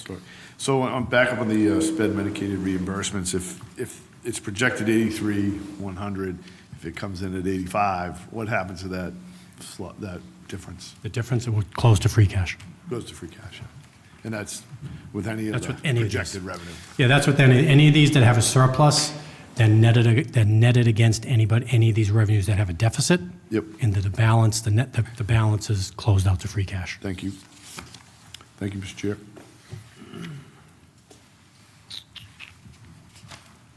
The next slide just gives you an idea of what the 5-year average for actual revenue has been, the 4-year average and the 3-year average as compared to what we're projecting in FY20. Those averages in red don't back out any one-time revenues, does not back out any years that we had a unique circumstance such as high development where building permits were high. It's strictly a 5-year average of the receipts. In blue, the 5, 4, and 3-year averages take out the one-time revenues that we just talked about, those two items. And as you can see, it lowers the average down and brings the projection much closer to the 5-year averages. We're within 10, at most 14%, which I think is a good place to be. But what it also doesn't do, it doesn't take into consideration backing out any years that were unique, such as the years that we received high building permits. So I think our revenue projections are good revenue projections.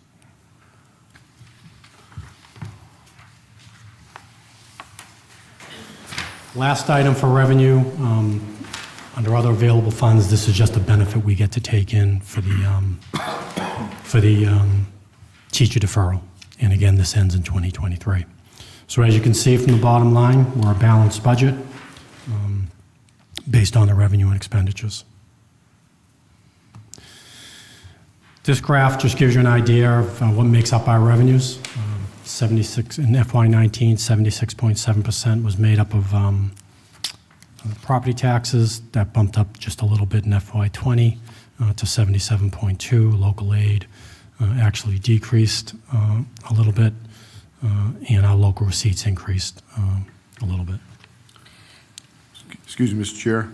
Just want to back it up one slide. Just something that kind of shouts out, if you just touch on it, Mr. Montori, is the cable TV, the 2.2 million, the revenues. So that that was retained earnings that we had for cable TV in that year. I'd have to go back and see. Is that money coming in from? That was money that already came in. That was sitting there? Yeah, I'd have to go back and look at that. That might be in the wrong area. Might be. I'll have to double check on that. It just stood out, so all right, thanks. Mr. Stronach. Thank you for the graphs. I really like them. Can you tell me what that 1% in state aid, was it any one item, or was it across the board that everything dropped? No, it's just because everything else increased and they stayed level. Okay, so So, it's but because just- they leveled? Yeah. Thank you. Yeah, that 2.2 must need to go up to water enterprise fund. It's in the wrong area. Okay. Yeah, it just stood out a little bit. Yeah. Good point.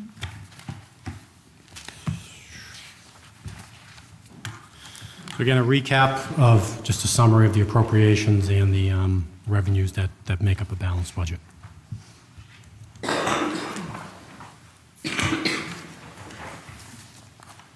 And as I'm going along, I'm noticing some typos that I'll correct and send a cleaner copy to everybody. So the FY20 budget itself, to get into more detail, This slide gives you an idea of the additional revenue that was available because of the levy, because of the increase in our receipts, and any reductions we saw in the overall budget from last year. Was $2.9 million in new additional revenue. At town meeting in the fall, the town's share of the new revenue that we used in the fall, $165,000, was placed in a special article for sick leave buyback. So that needed to be factored back into this revenue stream for the town's portion of the budget. We minused out Shawshene assessment increasing 8%, minused out Essex Aggie increasing $72,157 based on enrollment, and we came up with a subtotal in revenue of $2.2 million to be split between the town and the school. The school's portion of that revenue was 60%, which is the $1.3 million. When you factor in their fixed costs, their health insurance, even though that shows as a positive number, really is their number decrease in health insurance this year because there's no premium increase, and the number of people enrolled in their plans were less than projected. Retirement is going to have an increase of $88,816, a 6.3% increase, 6.38% increase. Medicare will increase based on payroll. And school debt is going to decrease $847. So their net for the remaining operating budget, salaries and operating and capital outlay, was $1,293,513. The town side had a gross amount of $884,272 for its budget. That's 40% of the available revenue. When you add in the sick leave buyback article from town meeting of $165,000, when you add in the health insurance of $145,000 savings that the town will see because of the number of people enrolled, and their health insurance was less than projected, and no premium increase in FY20. When you factor in the increase in the retirement assessment of $419,404 based on the assessment for Middlesex retirement. When you take into consideration the increase in Medicare, which is a function of payroll, an increase, we saw a decrease in our non-exempt debt, which is for Sutton Brook, and then the increase in property and liability insurance of $35,872. The town had a net amount to spend on its salaries, operating, capital outlay of $765,411. So this slide gives you just a general summary of the budget itself. Town budget, town exempt debt, school budget, school exempt debt, Shawshene Tech, Essex Aggie, and then a total budget of $113,708.482, an increase of $2.7 million. This next chart gives you an idea of how the town's budget breaks up among the various areas. Town budget is 33.6% of the budget, the school's 52.57%. Our exempt debt for the school makes up 2.6% of the budget. Town exempt debt, 5.5% of the budget. Shawshene Tech is 5.59%, and Essex Aggie is a little less than 1% for FY19. And you can see how it changes for each of those in FY20. Nothing changed really dramatically.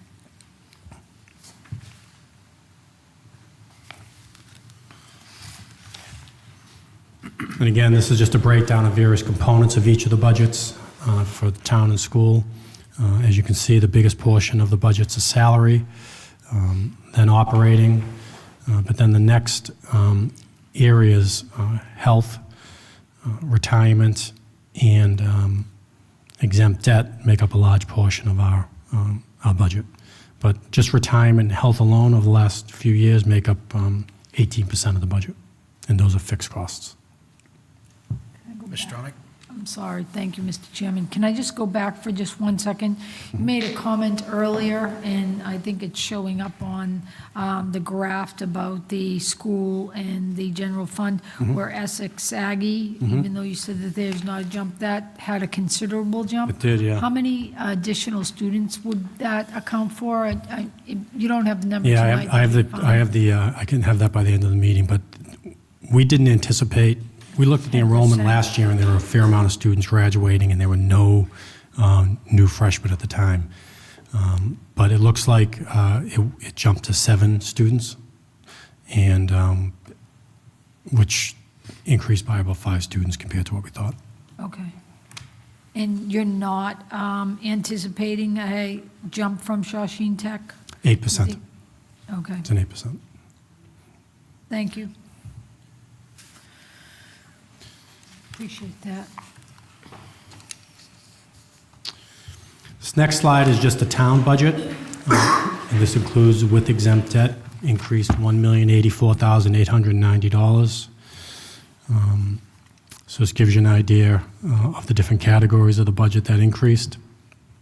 As I mentioned earlier, when we were looking at the split for the town and the school, the town had an increase after adjusting for all its fixed costs, $765,000, but then allocations for water and sewer increase, which gave us available funds to increase beyond that. So this is a breakdown of general government finance, community services, council on aging, the various components of the budget.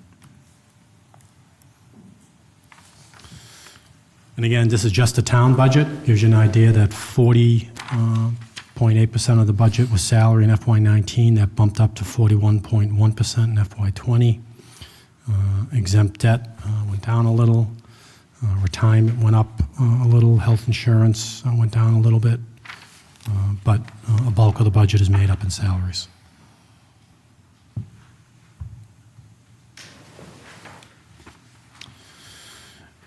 Again, this is another graph that gives you the components of the general fund budget and where most of it lies. 29% of it is in unclassified budgets. Police operating salaries make up 18%. Fire makes up 13%, DPW 12%. Didn't see much change from year to year because there really wasn't much change in the budgets. But those are the bulk of our breakdown of where our money lies in the town budget.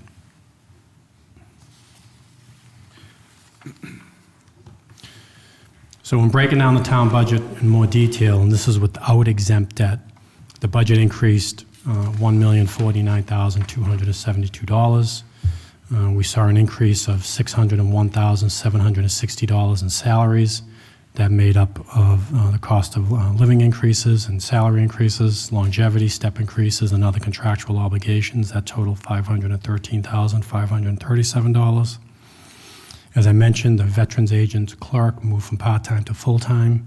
This was the only real change in a position. That was a $21,788 increase. And then this was an interesting one. We have an extra payroll day next year because of the leap year.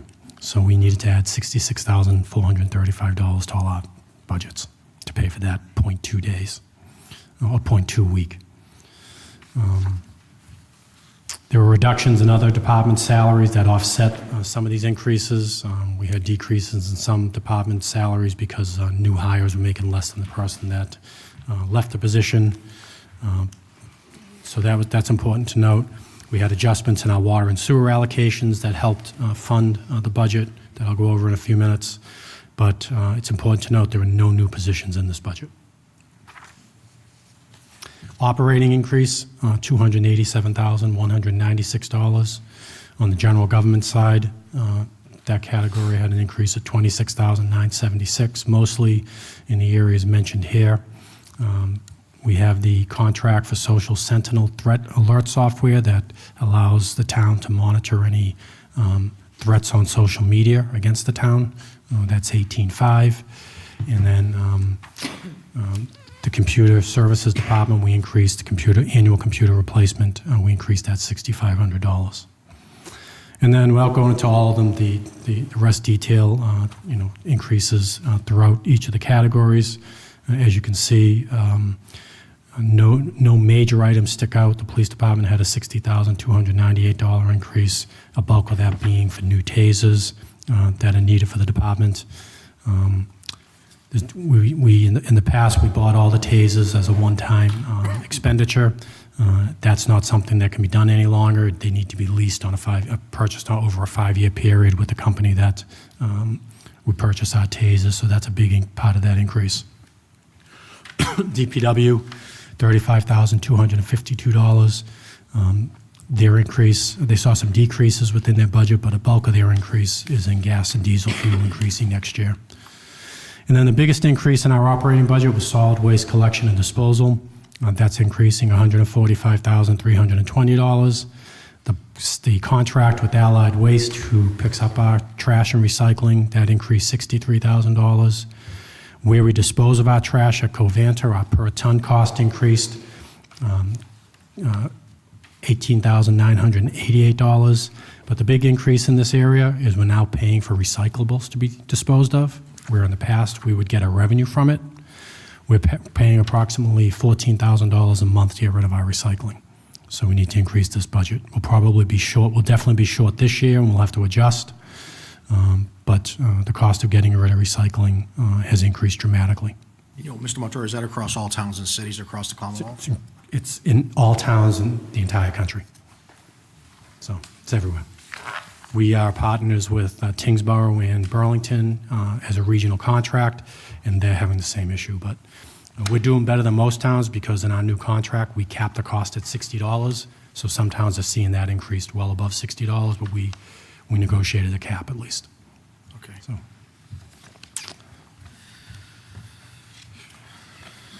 Our unclassified budget, these fixed costs increased $283,861. As I mentioned earlier, health insurance, we'll see a decrease because of the number of people enrolled in our health insurance is less than projected.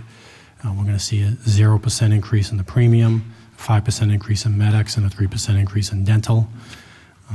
Plus some of the changes we're making to our health benefits will allow us to make these changes. Unemployment compensation was level funded. We don't anticipate any unemployment claims because of no layoffs. Non-exempt debt for Sutton Brook decreased $31,207 as interest declines. Retirement increased 6.82%, as I mentioned earlier. That was our largest increase in this. And then property and liability insurance increased. Overall, we had a 5% increase in our premium, but the budget also reflects that we have 2 drones that we're insuring now. The Ella Fleming School we're insuring now, which is costly because it's a vacant building. And we added additional coverage and value to our buildings and to some other areas. And then finally, as I mentioned earlier, Medicare tax increased 2.1%. That's a function of our payroll. We're obligated to pay 0.0145% of payroll tax to the federal government. Capital outlay decreased to $123,544. There were some capital outlay accounts that were funded in FY19 that will not be funded in FY20, and we'll revisit those during the capital budget. And then finally, the allocations, as I mentioned, increased $256,000. This helps fund our budget.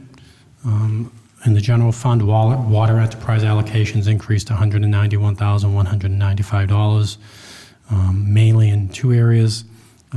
The retirement assessment increased based on what Middlesex Retirement provided us, and there was an increase in health insurance because of retired employees from the Water Enterprise Fund. Sewer Enterprise Fund increased $47,640, and cable is a new one for us. $17,512. This is the health insurance allocation and the Medicare tax allocation for the 2 employees that work in the department. School budget that was presented this year and based on the amount of funding increased $1,326,408. As we know, the school department will go through a more detailed explanation of their budget as they go through school committee meetings and then their public hearing over the next month. and when they meet with the Finance Committee in March. But in high-level general items, their salaries increased $784,012. Their operating budget to maintain schools and other contractual items such as special ed increased $220,123. And their capital outlay increased $289,377. And this is an area that I thought the schools, first of all, schools did a terrific job in the budget overall. This is Dave Libby's first budget as the business manager, and he did a great job. But the capital outlay increase brought their capital outlay budget to $948,877. And what they're going to focus on with that money this year, or in FY20, is technology infrastructure upgrades. And by funding this capital outlay budget at the level that they're funding it, they will be able to seek reimbursement through the E-rate program. And in order to get the 40% reimbursement for technology through the E-rate program, you need to fund the entire cost of the project first and then seek reimbursement. So even though this is at 948, they're expecting somewhere, probably a little bit over 40% to get $384,533 back from E-rate. So this is a good investment to our infrastructure by the school department. Fixed cost increased $32,896 in the school department budget. As I mentioned, health insurance decreased because of level premiums and less people enrolled than we projected. Retirement increased to $88,816. Property and liability increased $16,000 based on similar factors as I mentioned for the town. 5% premium increase, an increase in coverage. Medicare tax increased 2.8% as a function of total payroll, and then their non-exempt debt decreased $847. They actually have no more non-exempt debt on their in their budget. Shawshene Tech budget, that should be an 8% increase, not 13% increase. In FY20, in Essex Aggie increased $72,157 based on actual number of children going to the school, or students going to the school. This gives you a breakdown of the school budget. As you can see, in FY19 and 20, a little over 55% of the budget is tied up in salaries. Operating is 21%, and as we went through a slide much earlier in the presentation, a lot of that is tied up in technology contracts, special ed contracts, and building maintenance. Health insurance makes up a little over 13% of their budget. So there's not a lot of discretionary spending here that can be adjusted.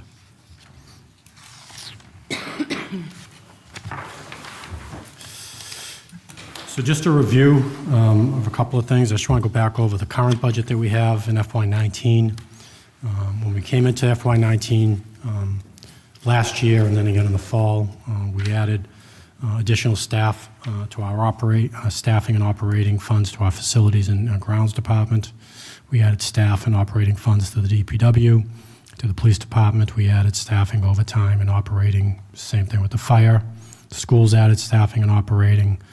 We had a 11% increase to the Shawshene budget that we addressed, and we provided funds within the capital outlay budgets to purchase vehicles and equipment and undertake projects within departments.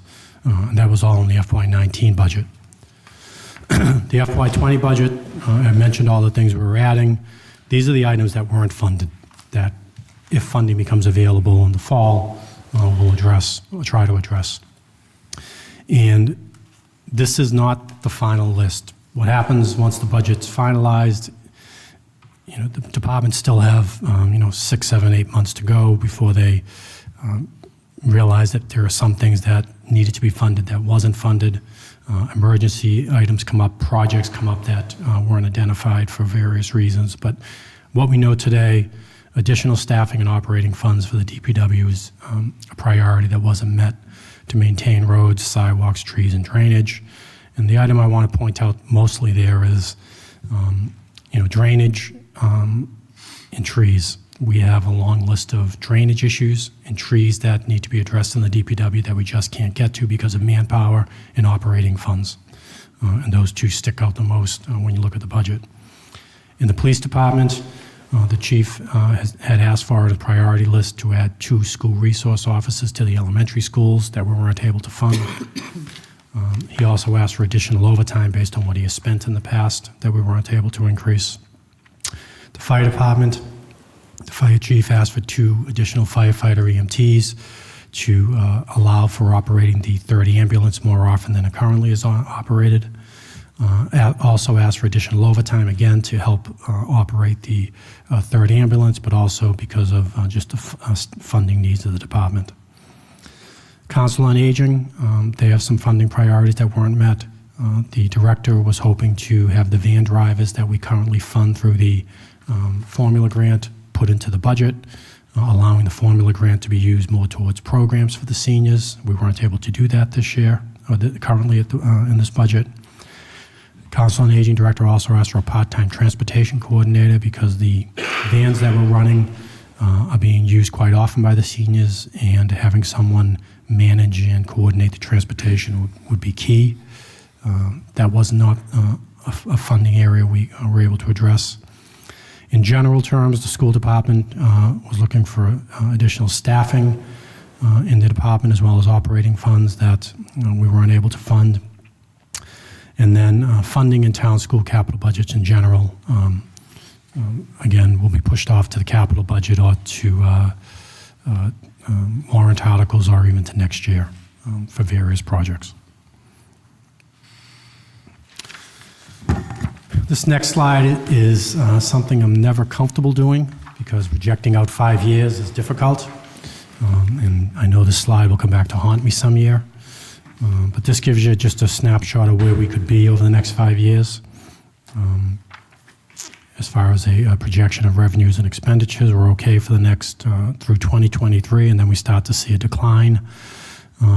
That we have a deficit in FY '24 and '25 that hopefully we'll be able to adjust because of increased revenues in various areas, efficiencies that will create, and just changes in the overall budget. But as you can see, times will continue to be tight. Even when we have a surplus in this projection, it's not a large surplus.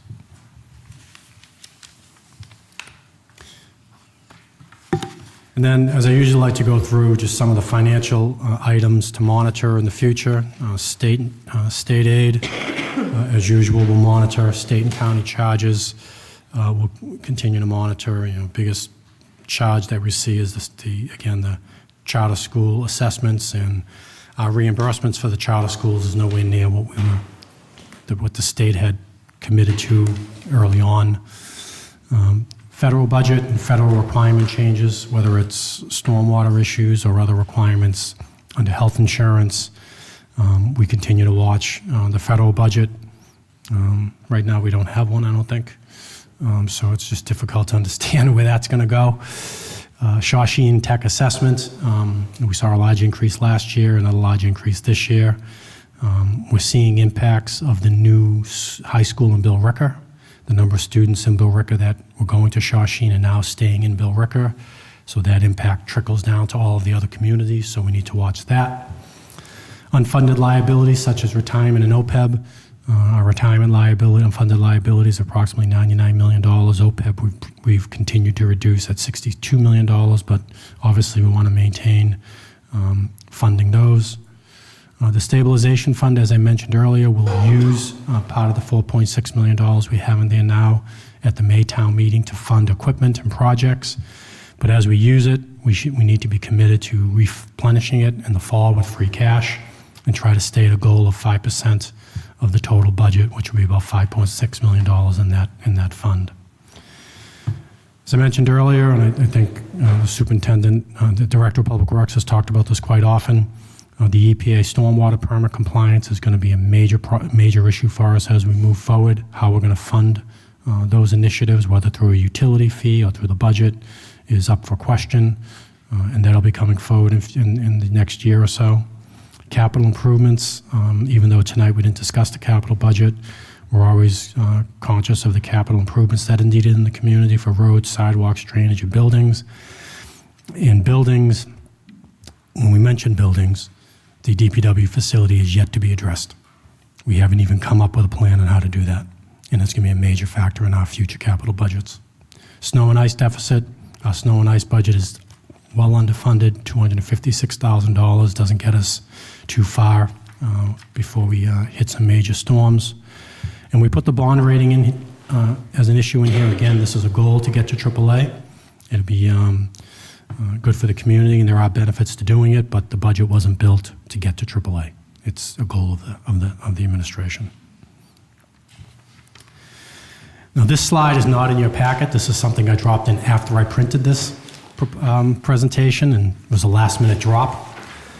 This is the board's financial policy, and it's important to note this, and when I send you the updated presentation with the typos corrected, these are items that is in the Board of Selectmen's financial policy, and I want to note them because this budget addresses all of these items. The first item being that the town manager shall annually prepare a balanced budget and comprehensive budget message as required by the town charter and bylaws. That was accomplished. Budgets will be established and funds managed using general accepted accounting principles. We do that every year. We did it for FY20. Finances will be managed and maintained to maintain financial stability over the long term. We just showed you the 5-year projections over the next few years. Things look stable, and even with the deficits we're projecting, they're not as high as we know have been in the past, so we believe we've done that. Maintain facilities and provide services at a level that will ensure the public well-being and safety of residents. I believe we have done that. We have not made any reductions in any of the operating budgets to not fund the maintenance of our facilities. We've taken that very seriously over the past few years in our budgets and continue to do so. A good example is in the Facilities and Grounds Department that we created and the funding that we provided there. The schools have done an excellent job in their budget through capital outlay and their operating budget doing that also. The next item, the town will avoid budgetary procedures that balance current expenditures at the expense of meeting future needs, such as postponing expenditures, accruing future revenues, and rolling over short-term debt. We never do that, and we never will do that. So that's a practice that we're conscious of. And then finally, and this is something that was talked about earlier, that the operating costs will be funded by ongoing operating revenue sources. This protects the town from fluctuating service levels and avoids concern that one-time revenues are reduced or removed. So this is basically fund your budget with recurring revenues. Fund balances such as free cash stabilization fund overlay surplus, water and sewer, unrestricted revenues which are retained earnings, should be used only for one-time expenditures such as capital improvements, capital equipment, unexpected or extraordinary expenses. In all cases, use of fund balances such as these should be avoided for routine and recurring operational expenses. Again, this budget doesn't use any of those to balance the budget. And with that, I'll stop talking. Thank you, Mr. Montori. This is always a marathon, but a very important marathon. So I know it's getting late, but I'd like to open up to the board. Questions, comments, concerns? Everyone tired? Raise your hand. I had one thing. Mr. Brian I Dick. know when I sat with Mr. Montori the other day and went over the budget, I like a visual concept, and you showed me that pie chart on that slide of 54 million that you'd be able to massage if you wanted to reduce the increase for residents. I didn't know if you could pull that slide up and point out the piece of the pie that you're talking about. Okay, see what, You know what I'm saying? Yep, I know which one. I just want to make sure I got the right I one. think it's good visually to look at that and just, I know we've hammered it home with that slide that you put in here, and I think that's a great slide to have, as Mrs. Stronach mentioned earlier. Yep. So this is the slide you're talking, this is the general fund slide that 40.8% of the budget's tied up in salaries. Yep. And when you look at the numbers, when you get down to the operating budget, 15.5% of the budget really is an area that if you wanted to make reductions, that's where you would target. And of that, Most of it's tied up in those fixed costs, or those costs that I mentioned in that other slide of the $54.4 million. So so between the operating, health insurance, retirement, and exempt debt, that's what made up that $54 million, and there's just not a lot there to reduce. So it's a big pizza, but a small slice. Exactly. I like pizza. Yeah, so again, the $54 million is made up of the operating, health insurance, retirement, exempt debt, non-exempt, everything else. So I appreciate you bringing that up, and just a quick comment. I thought it was well explained, mission accomplished for me, realistic, very conservative budget. I want to thank the department heads for working hard, and it's hard to sit up here and listen to some of that stuff, but I'm sure it's hard for you guys to kind of squeeze. So I appreciate that, and the schools as well. And it's great to see Mr. Libby in his debut. So other than that, I just want to make that comment, and that's about it. Thanks, Mr. Chair. Mr. Johnson? Sure, I'll be very brief, but I too want to commend the town manager's management team for being present tonight. It says a lot, and it shows that you are concerned and involved in the process, and it's a reflection, I think, of a lot of hard work over many, many months, because this is, as was stated earlier, not a process that begins and ends in a few short weeks. It is a 12-month cycle. So I want to thank you all for being invested on behalf of the community in your respective areas of responsibility. Just a quick trip through memory lane. It wasn't too many years ago that this presentation would take place late in the month of March. And there would be lots of uncertainty associated with projections and the like. I think each and every year that Mr. Montori has guided this process, there have been improvements. Tonight is yet another example of additional information and additional data that we and residents can digest to understand the picture. And I think that's come a long way, but it doesn't tie just to tonight. It ties to the cycle of annual town meeting and special town meeting. And we've had comments and conversation over the last few years of the communication, the level of detail, the handouts at town meeting, all have gone to improve the level of understanding that residents have about the budget. And I think what you just presented to us is your best piece of work yet with respect to an annual budget presentation. So I thank you for that.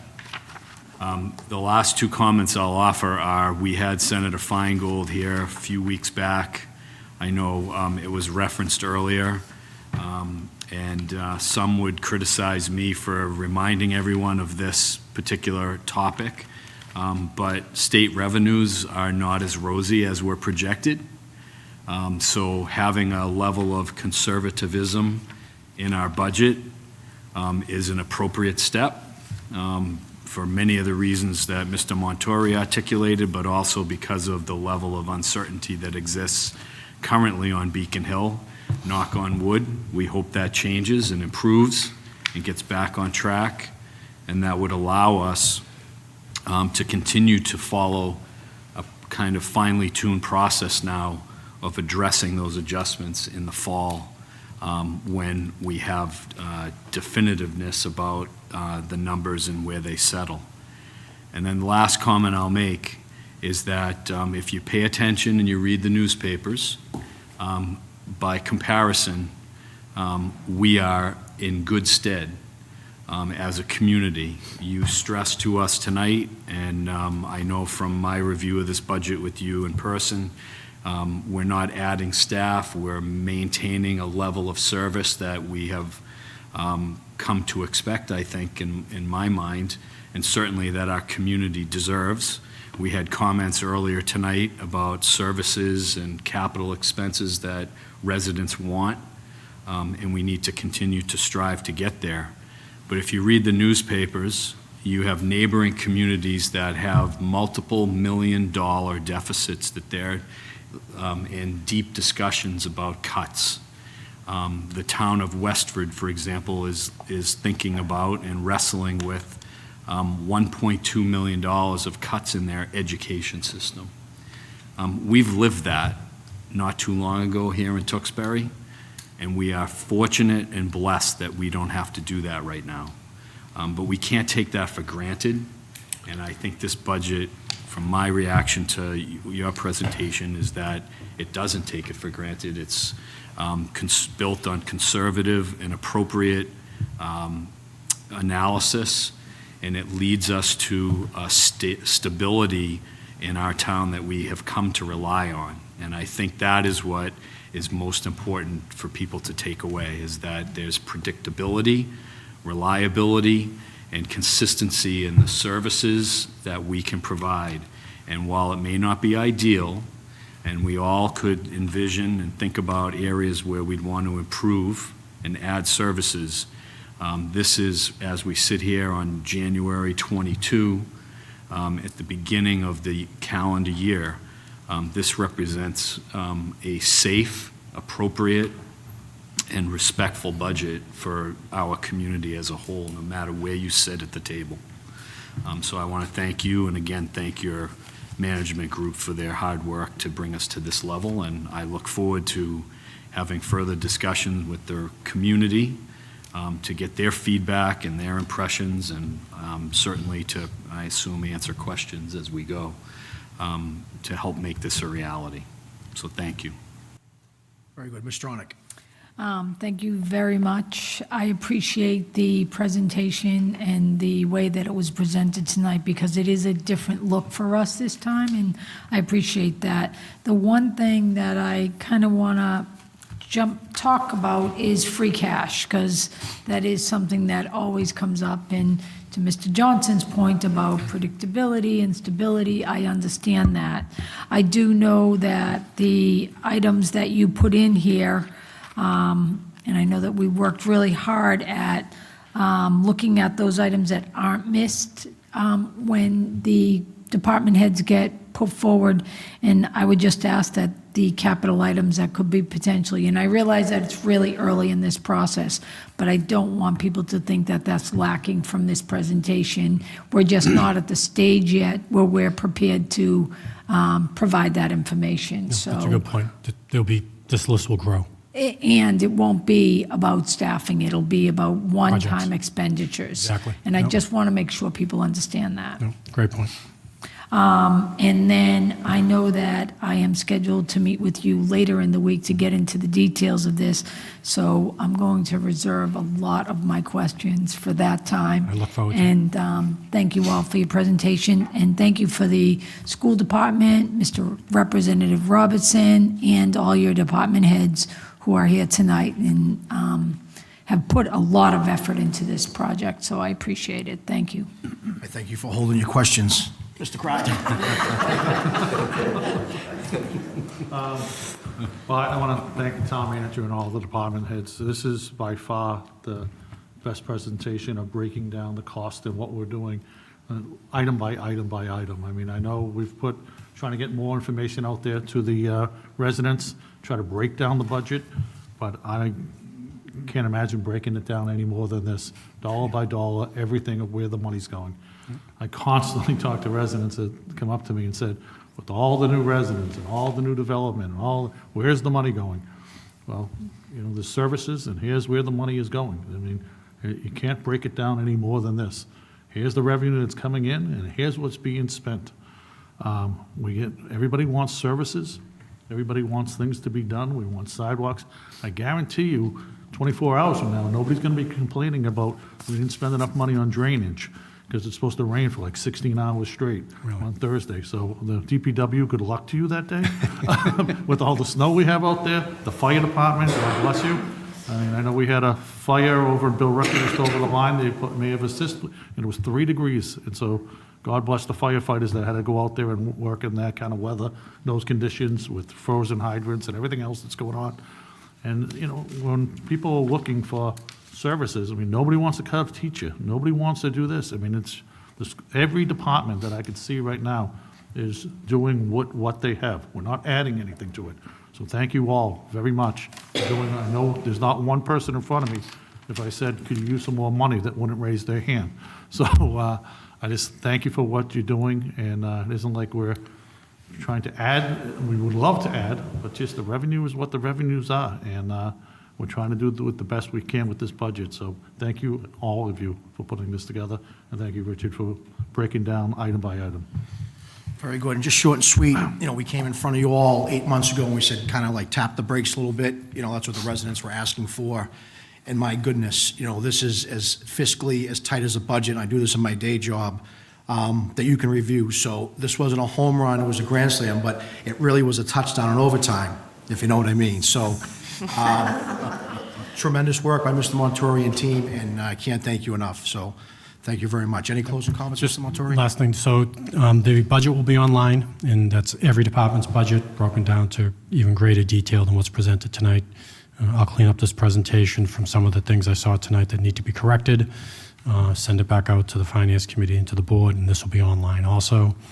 We have hard copies of everything at the Senior Center. There'll be a binder at the Senior Center, the library. There'll be one at the Town Hall, so people can access that if they don't have a computer.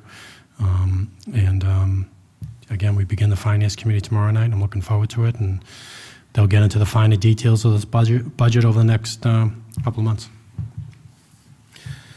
Very good. Thanks again, gang. Okay, that brings us to minutes. Mr. Brian Dick. No minutes to present tonight. Very good, very good. Brings us to board reports. Mr. Kratman. Lowell Regional Transit Authority is going to meet this Thursday at 6 p.m. The Beautification Committee, we met on January 16th. We went over a number of the implementation of the plastic bag ban and those type of things, went over a bunch of things. Economic Development, we plan on meeting in the next couple of weeks. We just have to schedule something, and we'll be meeting on those. Yep. And there was one other thing I wanted to, Mr. Steve Sadwick, before you leave, just want to congratulate you for your new position. We're going to miss you. You've done a wonderful job. Congratulations on your new position. You're going to be truly missed in this town, and I wish you the best. You've done wonderful things for us. I was going to ask you, we're going to ask for an update on that Dascom Road project. I know you've been attending that. The residents have all been asking what's going on, so I know you can hand it over. Put on the work. Okay. I was going to ask that question. So real quickly, Dascom Road, the project right now is before the Andover Planning Board. There was a memo that was sent by myself, which kind of incorporated a number of departments' concerns about the traffic. It has an environmental notification filing that has been done with the Mass Environmental Protection Agency, and they're doing a site walk on Friday at 1 o'clock that myself, Anna McGinty, the town planner, and Kevin Hardiman will plan on attending. So we'll be there as they walk through that project. But we're continuing to monitor it, and the planning staff in Andover has been very good about communicating with us as issues have been coming up. And I think there's a public comment period that runs through early February. Early February, correct. How do people access that? I can send you the link. That would be great. Yep. Maybe I'll put the link on. Maybe I'll put the link on our website so that it's accessible to everybody. That'd be Yep. great. There's a public meeting at February 8th at 5 p.m. So there's going to be, that's out. I got an email on that, so.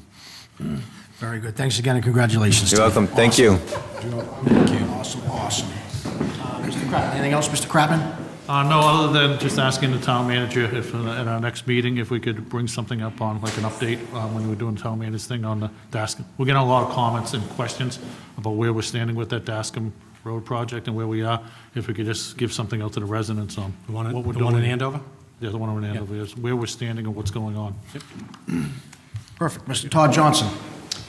Thank you, sir. I will be brief, and I was going to mention gratitude to Mr. Sadwick, so I appreciate Mr. Crabman raising that. However, that change or his departure has had a dramatic effect on our effort with the zoning review.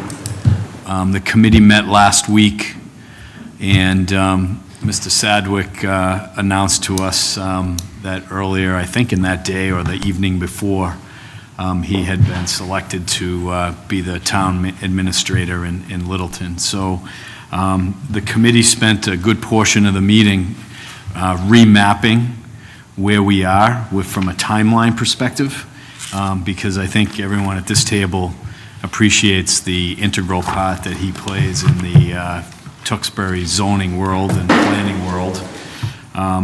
So in light of where we are, and we're in the home stretch, but the home stretch is for the annual town meeting is quickly closing, I think, on February 8th. So the committee made a decision to not bring the article forward for the May town meeting. We're going to focus on October for the reasons that we feel there are still a few things to button down.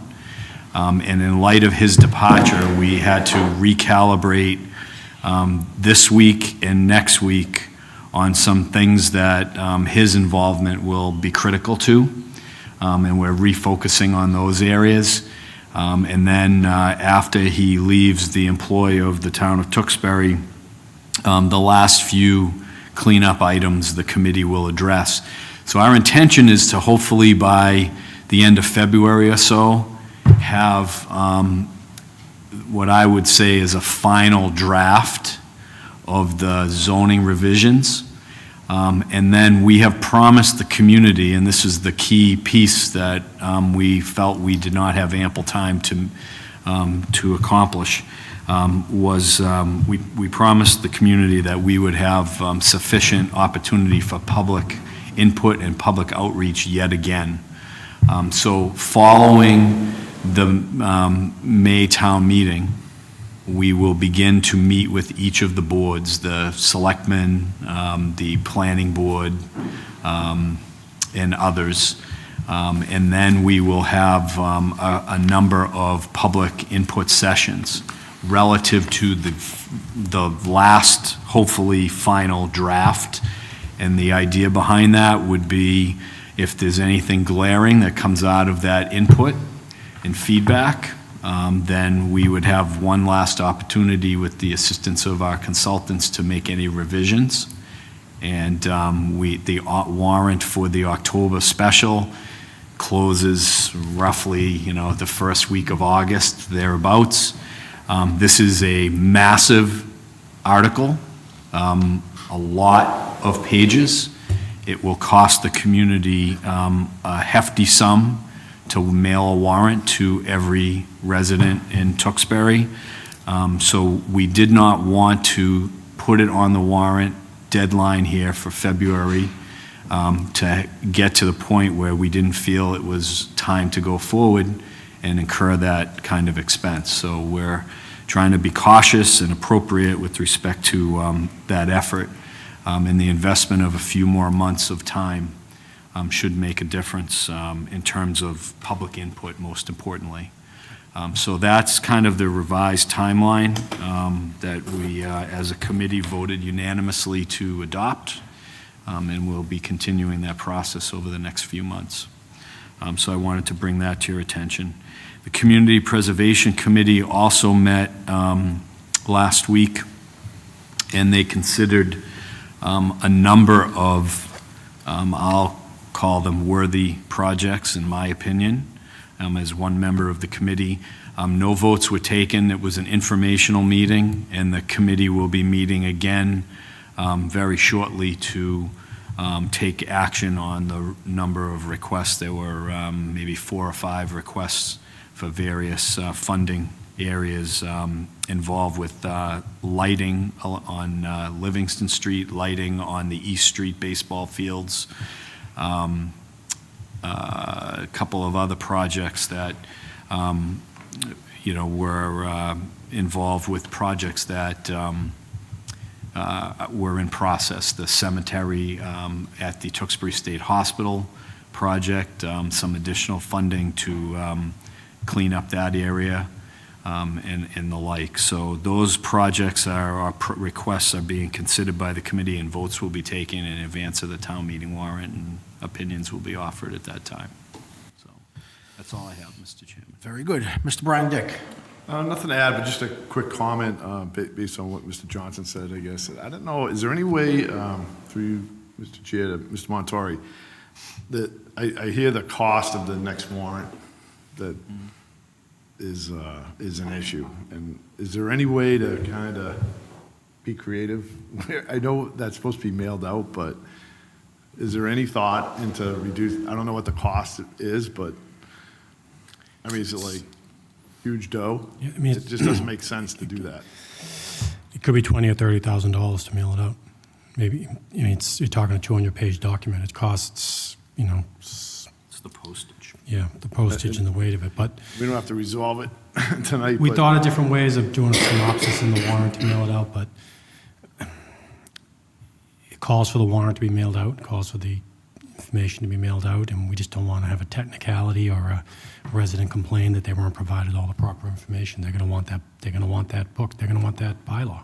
Is there something we can do for this next town meeting to put a warrant article in to say if there is an excessive so much, maybe rethink, It's not a bad idea. do it We can look at that. online, get that amendment online, or get that It's actually piece not- of it yeah, online? let me think of that. That's not a bad idea. I don't know. We can I don't know still, if we could do we still something. achieve mailing out the warrant, but maybe something that as large as this, we can adjust, but, I would think the residents would appreciate that. That's my thought. we would appreciate that. And we would, when we just talked about a budget that's pretty thin. Yeah, I mean, it's going to be a large document. A lot of people aren't going to want to see it mailed to their house. Anyway, all right, I just had a thought. Very good. Thanks. Under advisement, Mr. Montori. Ms. Stronach. So I would like to weigh in on that conversation. As somebody who is a big proponent of mailing the warrant, I actually was thinking when Todd was talking about moving this to May, that it would give us a potential to put in some type of article specifically for a document this dense. And what I would like to see is, a link to that document so that people could get it. And but I am very interested in looking at a creative approach to a document that big. I do feel very strongly that the warrant articles do need to be mailed. And I am going to say that as a new resident to this town, that is how I learned a lot about town meeting. And it had to come to my house a couple times before I started to pay attention to it. And I do think that this zoning bylaw is going to have a huge impact on this town. I mean, this is Well, it's very important, yeah. a very significant change. So, but I would be very interested in a creative approach, because I certainly don't want to mail, never mind that it's going to cost to mail it, we're going to cost to recycle it. And I'm hearing about the recycle rates, and I'm not happy with That's a that good idea. either, so. Now that it's being delayed, that gives us some time to think about it, so I think that's a great idea. We'll do that over the next couple of weeks, and I'll let the board know then, if we come up with something. Thank you, Mr. Dick, I appreciate that. I would just like to, from the school building committee, mention that today they had a project scope and a project budget meeting with the MSBA that I think was quite lengthy. I'm looking forward to getting back to the committee to get that information to bring back to this committee, but this is a very important step to this project and will give us kind of an outlay of what the project is going to look like. And once this is set in stone and approved at the next board meeting, correct, Mr. Montori? then we'll be able to give the residents a better picture of what the project cost will be. And we're looking forward to that. So I just want to say there's big doings going on and lots of work going on. So I want to thank all the people that took the time to go into Boston today to do that, because I know that you had quite a contingency there, so thank you. The Events Committee meeting is this Thursday night on the 24th at 7 p.m. And the Housing Committee, local housing, met last week. I'm going to get that right. Last week. And again, they were focusing on that veteran housing and getting to that 10% that you were talking about. So a lot of good work going on there too. So I just want to, that's it. Thank you. Go Pats. Go Pats is right. Just a quick shout out to Susan Bishop. She's the newest member of the FinCon team. She was appointed last week. So she rounds out the FinCon team, and it's TISTA season, so it's perfect. And my last thing is, a big shout out to the Pack 49, that's the Arrow of Light Cub Scouts, ages 10 through 11, the 5th grade. I had the pleasure to meet with them for an hour, and to the den leaders, Pam Dooley, Maria Hines, and Desmond Kuras. It was awesome to meet with the parents and the Cub Scouts. So hopefully, I know it's getting late, but I still think they're watching, so it was a great time. And to Mr. Onyx Point's Go Pat. With that being said, do I have a motion to adjourn? Mr. Chairman, one quick. Oh, yes, Mr. Oh, Mr. Kratman? I already went. Yeah, you already went. One quick thing. Mr. Montori? Steve thing, that's why. The board, since the board doesn't meet till the 12th, which is after the deadline for the warrant, there are a couple of articles that, whether it's the article to tweak the bylaw to allow for large documents like this not to be mailed, or the billboards, I'm going to insert those into the, I'm going to put those into the warrant for the deadline, and the board can decide on the 12th or a meeting after if they want to pull them. Okay.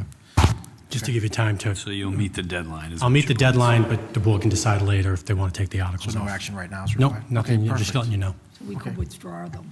You can withdraw them, yep. Very good. Do I have a motion to adjourn? So moved. I have a Second. motion. I have a second. All those in favor? Aye. Unanimous. Thank you, Melissa. Thank you, guys. Thank you very much. Awesome job, Richard.